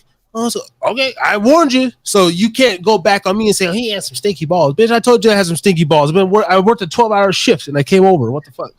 You wouldn't let me go get in the But shit. it takes like 3 seconds to like rinse yourself off. Yeah, you know what? Why don't you come join me in the shower? Fuck, Yeah. Yeah, no, there you go. I Take your when piece- it comes to the junk, dude, I like to keep that trimmed up and respectable. You gotta keep But I have not yet ever Respect. shaved my ass. Yeah. It's like, You I've gotta never try had it, a girl that Phil. wanted You to gotta fucking try. It's tongue my fine. asshole. So I'm You know, well, they might if you have- shave you that got a shit, hairy you'll be ass. amazed what it does. Yeah. Oh man, you'll be amazed what it does. I go, my man, the freakiest Yeah, girl we it's quite had a was, feeling. you know what? Elena. That was her name, Elena. Holy shit, that was her fucking name. That was Elena, dude. You son of Like, a dude, she liked her white boy. She liked me. She wanted to be me. And I said, I bet you can't deep throat. Oh, fuck. That was a mistake. Oh, my God. Like, holy fuck, dude. I'm in dreamland right now. I remember, I'm in fucking dreamland, dude. I remember we were like on the balcony and she was like, she like said like, I bet I can make both of you come within 10 minutes. And I was like, fucking get the fuck out of here. No, you can't. That's why when I first met her, when I told Scott not to introduce me to her, I said, dude, do not introduce, because this girl met my roommate over a fucking text, met him at the fucking, the bar over there. Goddamn, what was it? It used to be Outer Limits. He met her there, and I said, dude, don't bring her home, man. Do not introduce me to her. And all of a sudden, man, we're on the balcony, me and D. Dude, I whipped out my junk, put it right in her face, and that was it, dude. That was it. Started That was fucking it, dude. sucking. Yeah, I remember that shit. Like I'm sitting there, like I don't know, smoking or rolling up, and next thing you know, I'll look over. God damn! What the fuck just happened? You getting the fucking dick sucked on the balcony? Yeah, Yeah, can I get some of that? What the fuck? I know, man. The fuck You know, I did, like I told B, man. You know what? I still care about that girl, man. I hope she's doing okay. You know. God bless her. God bless her. Yeah, Yeah, I mean, remember because she lived all the way out in Winfield, fucking Springs, dude. Like we're talking 45 minutes from where I live, dude. We show up, hey, there she was, dude. All right. I partied with her down, when she had she wore a white dress, and I was like, oh my God, fuck, okay. And then right on the balcony, dude, at my fucking marina apartment, right on the fucking balcony, right up on the top of the fucking railing, dude. It was like, this is like a fucking dream right now, man. My God. Oh my God, dude. It was like, and I even said, hey, you can move with me. Yeah, This is really happening? Yes. Dude, it was like, This is the happening. only fucked Really, up it's part, really happening. yeah, dude, that girl that I'm sure you showed photos, and it's like the only bum part about her, man, was her teeth were all fucked up from all the shit she did back in Arizona. I was like, hey, man, you move with me, man. You fucking, I got good insurance, man. No, but that's what led to some of the best sloppy toppy. You ain't got no tea, ain't got no friction up in there. I mean, she had teeth, but they were just jacked up. Well, I remember I walked in, and all of a sudden, man, she's sucking, dude, on D, and I come in, dude, just right behind her. All right, dude. Yeah. Hey, why we're on this? I mean, since we're going I'm in, still pissed off about Whitney, you fuck. I know. Yeah. But even I introduced you to that fucking bitch, and no, you got that other dude's got his fucking wearing my watch and shit up in her fucking fingers. I'm like, are you fucking kidding me? You didn't even call me. yeah, I got you introduced to that bitch, man. At the fucking Wild Orchid. that was a blur. I don't know what that night was. But what about the you walking out to like an orgy in the living room Again, Oh my god! I got the Oh short. yeah, I'm waking up, dude. I'm thinking Dakota. I'm thinking D's fucking watching a fucking porno flick, dude. Cause it's fucking loud, dude. And I walk out of my fucking bedroom, and his friend's pounding this bitch right in my fucking hallway. I'm like, and all of a sudden, man, I look over, man, and there's a dude sitting on the chair on my fucking couch. D's over, and they're both jerking off while this fucking dude's is like, what the fuck? What? Yeah, no, don't wake me up. No, I don't want no part of this. No. What? Dude, they drank all my fucking beer, Ray, and the bitch like gave me two, and that was it. I was like, you drank all my fucking beer and that's all I get? Are you kidding me? Wow. All my fucking Heineken. Wow. I don't recall. Damn, these bastards. Yeah. I remember because you know what? Beer was involved. It was, fucking A, I remember that shit. You drank my fucking beer and that's all I get? that's true. Hey, shout out. You got to get her, man. She's fresh off the boat, man. I think your friend was from Tahoe. Oh, yeah, man. She's fresh off the boat, man. Yeah. That's where you got to get her, fresh off the boat. So shout out to Mike Smith, bro, and he brought this little Filipina, Ray. It was she was cute. Yeah. literally fresh off the boat, man. Fucking whatever the fuck. Wow. He brought it to. He calls me up. He's like, "Hey, bro." He's like, "I got this big. What are you doing?" First of all, blah blah. He's like, "I got this bitch, man." Brings her over to the crib, and he's like, "I don't know. I got this little slut, bro. She just wants to fuck." I was like. Me? She's like, yeah, just I want to bring her over and we're just gonna slut her out. Smoke with her, drink. I was like, all right. And the motherfucker just shows up and it's like he brings her in. Shout out Mike Smith. Mike Smith, bitch. Where the fuck you at, bitch? And the goddamn bitch just like on command, just like strip, bitch, and just start sucking everybody and like I said, I thought he was fucking watching a porno flick, dude. I mean, that's how fucking slap. You hear that slap. I'm like, what the fuck is D doing out there, dude? It was like I did, and I stayed in my room for a while. I said, what the fuck, dude? I come out, dude. I was really right outside my fucking door. Wow, this fucking nailing it. It was like, really, dude? Wow, thanks, man. Thank you. Wow. I don't know. Everything was just happening so fast in those days. I don't. Yeah. Oh, fuck Fatty Phil, man. Fuck him, dude. Who gives a? I stayed in my room probably at least a half hour after hearing all the.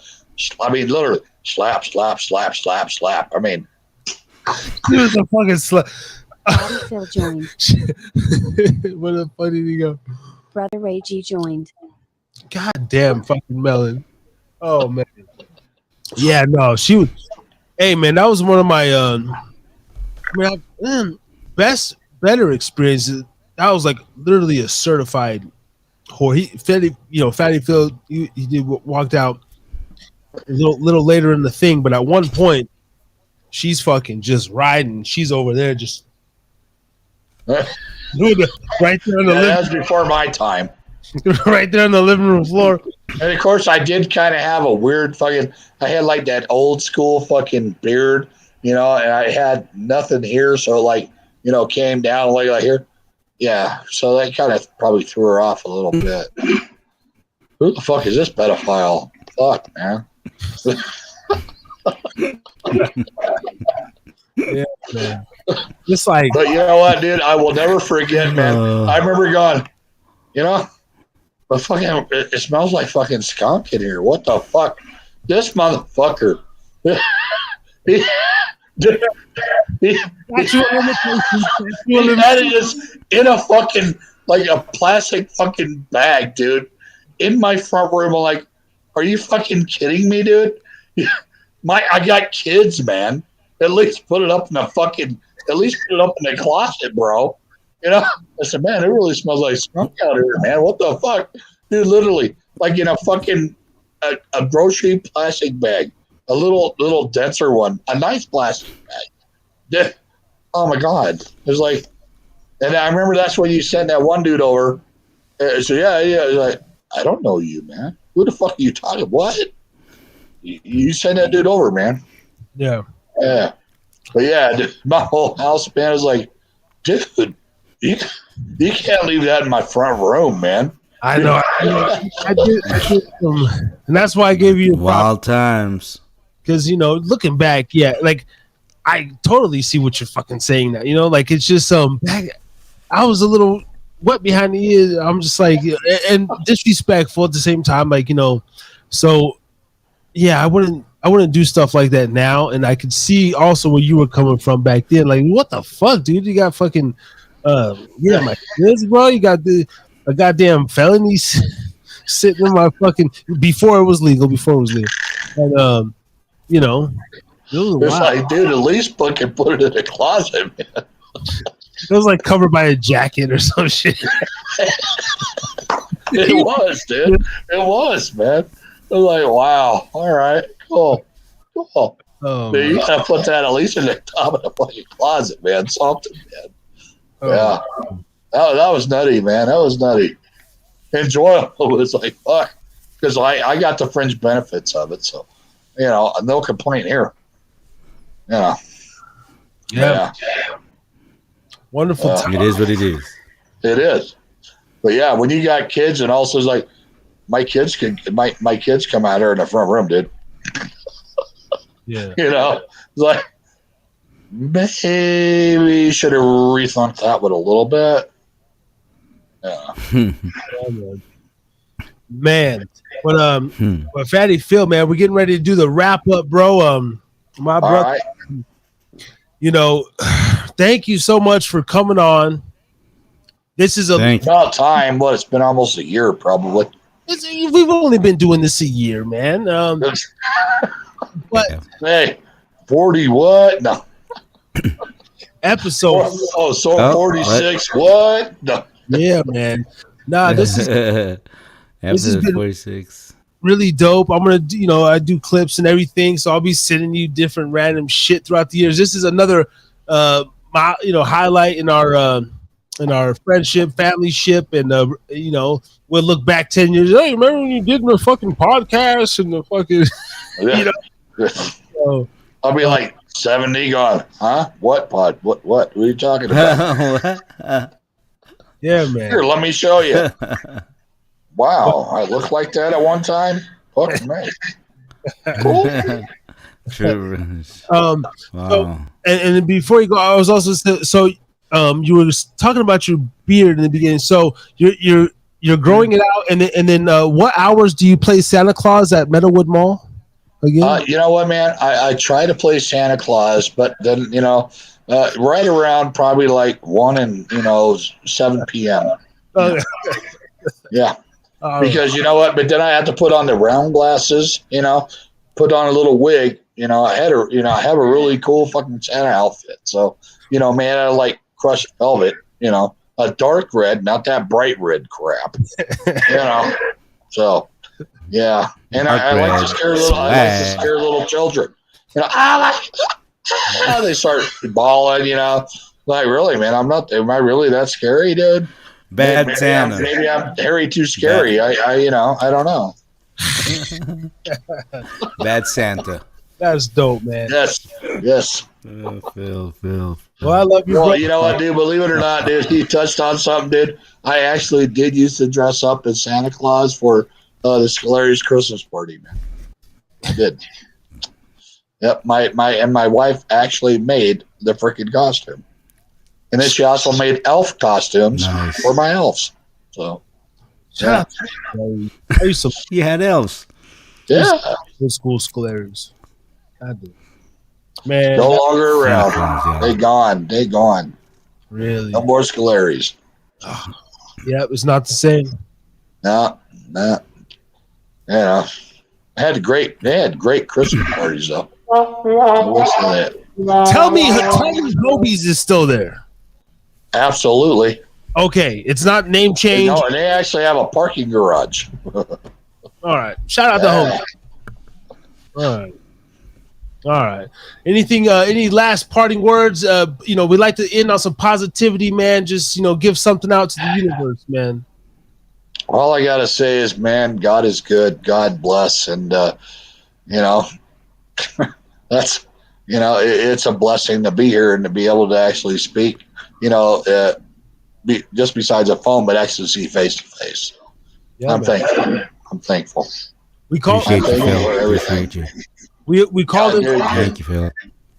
No, Ray, real. you did. As I told D earlier, man, I am so thankful that he has you in his corner, dude. I mean, you're like a cheerleader for him, dude. I mean, period. You have whole heart belief in this man, and that's rare. That is rare in this world. To have someone like you in someone's corner. So I'm glad you're there for him, like every Thursday, dude. So, and even probably all through the week, you're there for him. So I appreciate that. So Appreciate it. Thank you, Phil. absolutely, dude. So Appreciate it. I'm sorry to say, D, man, you look a lot older, and now compared to those photos. God damn, you look like a young buck motherfucker. Yeah. He had hair. Yeah, he had hair. But I will never. You know what? And another party note. I will never regret. I will never forget when he actually put on this my son's fucking little cowboy hat when he was a tyke sign, and he was up on top of the little hearth that we had at the Marina Village. He's standing up there, got the little cowboy hat on, dude, and he just had that award-winning smile, like, oh fuck. Yeah. But you know what? Shout out to Ashley. Oh my God, she's hot. Fuck. Yeah, man. And also on parting, I will never forget July 25th, 2009, because we were there. We celebrated the day Michael Jackson died. The day Michael Jackson died, we went and got alcohol and we fucking drunk ourselves into it. And we blasted music, bro. Yep. And I will never forget that day. That was my first experience of an American icon. I didn't, obviously Elvis Presley, all these different figures. I mean, Well, Michael Jackson. Yeah. Wow. There was other people in the marina playing his music. People were hanging towels over the balcony, fucking, yeah, go Michael. And people like, woo, like down the way. They were like, yeah, go Michael. Like, it was like a fucking, I remember that, man. I get chills sometimes when I listen to Off the Wall, man. Yep. That's another memory, man, that I always have with you. Yes, Off the Wall, baby. Well, we used to play that in a fucking little boom box out at the pool. Yeah. And then, Red Nose, Yep. Yeah. All the tech shit. Hell yeah, man. Well, eventually, get some fucking food in you. God damn it. You live in the 24/7 hour lifestyle city. Order some Uber Eats, some fucking go warm up some shit. Be safe. It'd probably be another drink and then probably just maybe listen to some music and probably just pass out right here. Yeah. There you go. That's way to do it. Yeah. That's like almost the best sleep I get. You know what I'm saying? Because you know what? It's like in the other times, like 4 hours, I got to wake up. I got to go pee. And then I go back to sleep. And like another 4 hours, got to get up to go pee. So, yeah, it's like the best sleep I get.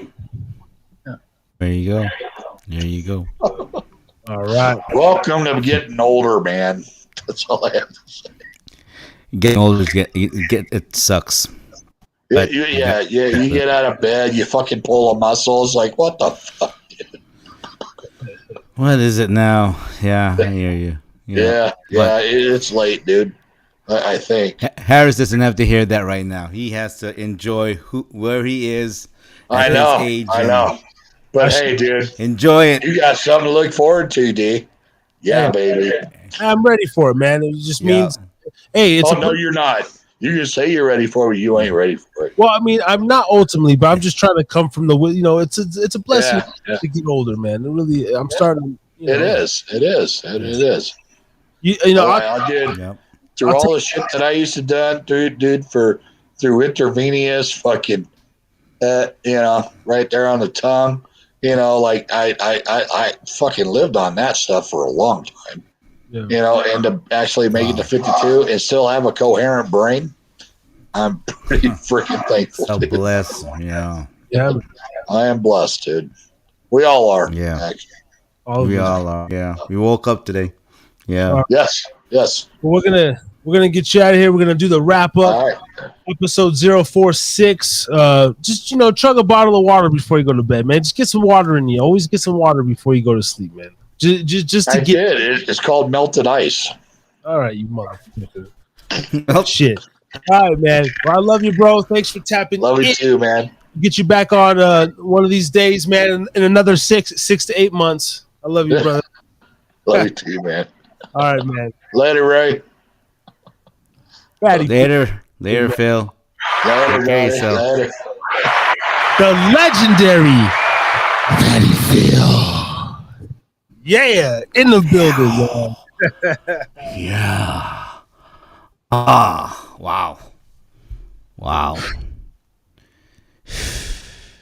What a show. Big Freeze. Daddy Phil. Now, I know Shit, we're assholes. shaved our assholes. I wanted to, of course, do the wrap up, man, after an epic show, and shout out to Phil, man. Just what you call a regular person or a regular guy, just on here, my family, my another brother, someone who looked out for me. I thought he would bring a interesting dynamic and everything, and we always make something. But let's go back to Big Freeze. What? Let's What? Like, okay. What did you think of this man? Like, okay, not knowing much and everything, and what I've told you from him, and you see his Instagram and stuff, but man, like, when he came on, it's just like I'm gonna go jump off the boat and just say, hands down, that is the artist of the year on Harris. If we're giving out awards first year, like, he's the artist of the year, like, hands down. Professionalism on point, like his whole image. His EPK, first artist to send the EPK. But what can you say? I mean, the guy came prepared, and he was on it, and perhaps I got excited because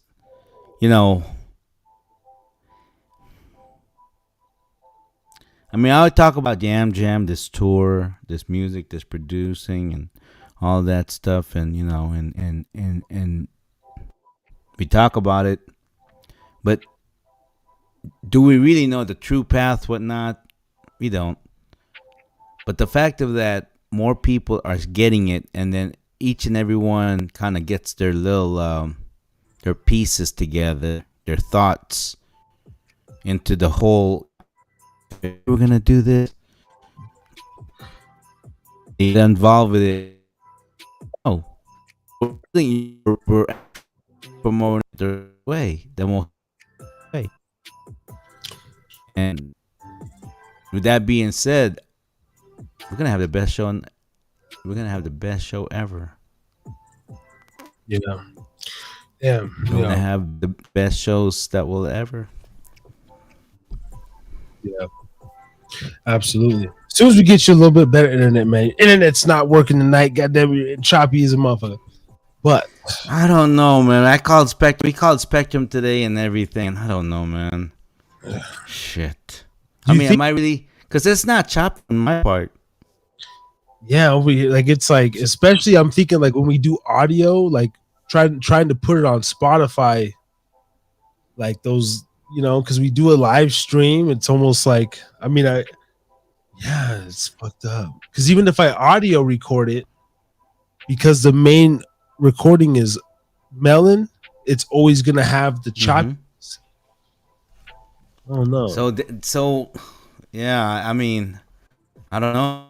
I no. 'Cause on my part here, it seems okay, but at the same time, on your part, stuff that you're saying, which is choppy to me. It's like but Yeah. Yeah. Yeah, and I've noticed that sometimes when I'm watching the rebroadcast, a part where I notice that you're choppy won't be choppy in the live one. Yeah. When somebody says that I'm breaking up, I think it was Brian B. And it's not. He was like, He's like, yo, we lost you, Harry. And I was like, no, I hear myself just fine, mother. And so Then they record it like that to where it's like we didn't really. I don't know. I maybe they had something to where we see. I can hear you right now. See, I can't hear you right now. wow. Yeah, I'm not sure. Yeah. I have noticed myself. Let me get down the rabbit hole. We got about 20 minutes left. Not even the rabbit hole, bro. I've noticed this in the last month specifically, and I've heard a couple of YouTubers talk about this, bro. Okay, specifically, we've spoken about Charleston White, Kanye West, all of the people that are actually speaking real shit, dude, that I follow. All of their live streams are like this. So this is, I don't think, I mean, Really? a little bit on internet, whatever, you know, because I don't have a whatever 150 gigabyte or whatever the shit is, and you maybe you're up, you know, big ass house, fucking up in the part where, you know, and yeah. but I've been watching live streams. Corey Holcomb. Oh, I was literally watching the shout out to the 5150 show. What was it? Tuesday, and it was in and out, staticky. The live chat, everybody in the live chat. Yo, the stream, fix the stream, and he's over here like, "What, motherfucker? I'm over here talking my shit. Ain't nothing wrong over here." And the whole live chat's going crazy. He lost 4,000 viewers in like 10 minutes because this. See, that's. And that means that the Wi-Fi is getting blocked because too many people are on it. I mean, it's our existence today. See, I can't even hear you. Well, I'm not saying that now. Yeah. So. No. But yeah. But either way, so it's just something, you know, we deal with. Overall, trying to stop us. Yeah, no, it's not gonna stop us, man. I'm having such a great time, man. We're closing out the year with a bang. The bang. You know, my thoughts on Big Freeze, of course. We got some real good insight. I think that he sure have. You know, I'm always hard on myself, so I'm over here like, bro, you could ask this question. Fucking Phil. I didn't see he text me. He's over there. He's like, D. He's like, I was hoping you'd put me on. He said, you didn't ask him how he fucking got his name. The fucking interview 101. We didn't say, hey, how'd you come up with Big Freeze? And I was like, oh yeah, that never even occurred to me. So I thought that was like, duh, you know, maybe, but not that big of a deal. But it's one of those things where when he said it, I was like, oh yeah. Like, I'm going to remember to ask every person, how the fuck did you come up? Like you said, how did you come up with the name Little Kelpie? You know, be like, how did Yeah. So I want to know that next time he comes on. I thought that was funny when Phil said that. I'm over here trying to be Larry live and shit, and we're gonna ask the man, how'd you get your name? But networking, brother, and man, another artist to say how inviting our platform feels, though. That's what I'm picking up on. Yeah. How they feel like they feel love, dude. Like I said, we got something. There's something brewing here. You know, the kinks, you know, the fucking stream or this and this, you know, different things. But there is a formula that we're doing here, man. So shout out to you and thank you for rocking with me, man. And to hear Brian Beeline and Big Freeze and just some of the other guests, and then when you ask them, did you have a good time tonight? That's going to be our signature like thing. And then we get the drop, and then people want to come back, and the music and the vibe, and you know, even Phil tonight, man. I know this helped him out a lot. You know, it really did, man. You know, and just men talking, women talking, whatever.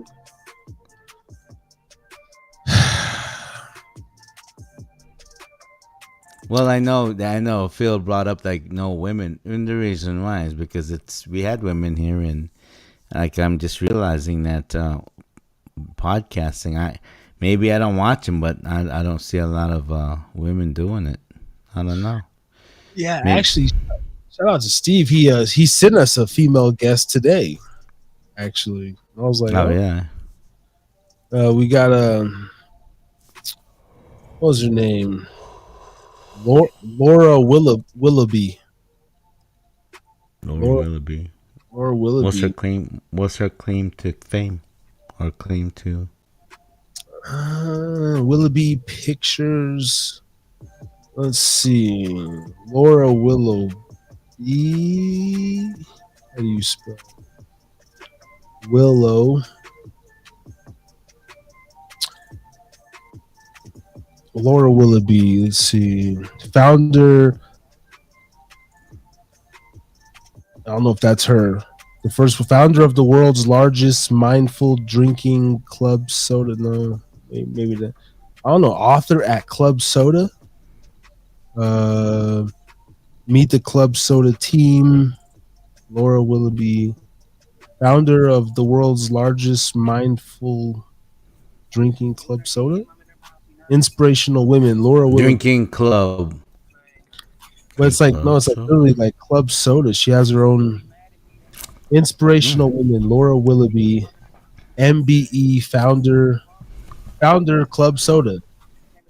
Uh, okay, but it's not like actual Club Soda. Club Soda has over 70,000 individual members and nearly 100 brand members who they support through research and collaborative projects. They have built a drinks guide and they run the UK's only mindful drinking festival. Laura and her team opened the hugely successful pop-up alcohol-free off license in London's West End in 2021, and she is also the co-author of How to Be a Mindful Drinker.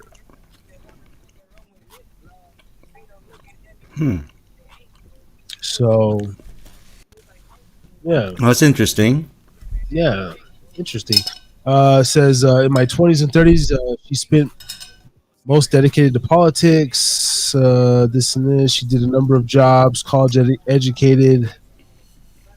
Um, Setting up Club Soda was a big leap. Yeah. So apparently it's it's something about alcohol free. She does a whole, and I guess Steve thought this would be dope with Harris to drink it again, but we're gonna look into this, man. Laura Willoughby, but I want to start getting different professionals on here, man, and different professionals, man. Mm-hmm. Different people like different kinds of careers. Yeah. Yeah, Big Freeze talked about his sports, music, how everything he ever touched upon, he kind of like exemplified in. And it's interesting because most people you talk to, oh well, until the phrase I hate to hear. Oh, when I get the money, I hate that. Oh, when I get the money. Yeah. Hell yeah, man. So that shit doesn't work. Oh, I get the money. Yeah. And I never heard that Big Freeze. Oh, when I get the money. No, he goes. I will commute from TJ San Diego, like hours, and I go, "Why?" That's the part I like to hear because that's the one. I'm driving 3 hours. And what am I doing with my life and my time and 3 years? Yeah. And Yeah, it was good. this, and that. He was accountable and this and that. Yeah, man. But all right, brother, man, we got about 10 minutes. I'm ready to get the fuck out of here. We had a long night. Oh, me too, man. Yep. So, anyways, good show. I'm sure we'll review it tomorrow and we'll go from there. We most definitely All right, will. brother. Ladies and gentlemen, go subscribe to Talk Teach Truth Podcast on YouTube as well as Instagram. Subscribe to Harris is Drinking Again. Subscribe, put a like, say a comment. Subscribe to Harris is Drinking Again podcast. Absolutely. Say something. Hit that like button, that notification, so we when we're on again, because there's a lot of good things, and we need more chimers on here that will give us ideas on what questions to ask. So again, till next week. Drinking again. All right, brother. All right, brother. I love you, man. Peace. Brother Ray G. With the play. Later. All right, man. Great show, great show, great show. See y'all next week. But cinematic like we signed a Johnny Shice. Gotta earn your stripes. ISO been a prototype. Yeah, it's on the man up, coming from the sandbox. Man, we had to find out where. We the illest tandem, ISO Nation fandom, side by side like Hov and yeah. Yeah, them guys will stand up, breaking through your sound box. Man, this was a dope show, man. Once again.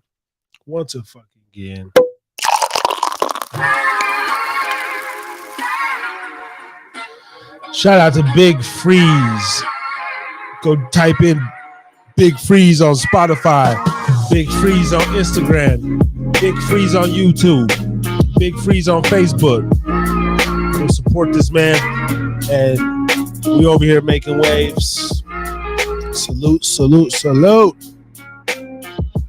We'll see y'all next week, Thursday night, 8 p.m. We got Juan Vasquez. Oh, we got Juan Vasquez on the Harris Drinking Again podcast. It's going to be lit. It goes up. And thank you for tuning in. Please subscribe to the Harry's Drinking Again podcast. And we out this motherfucker. See y'all next week, Shamotas. Peace.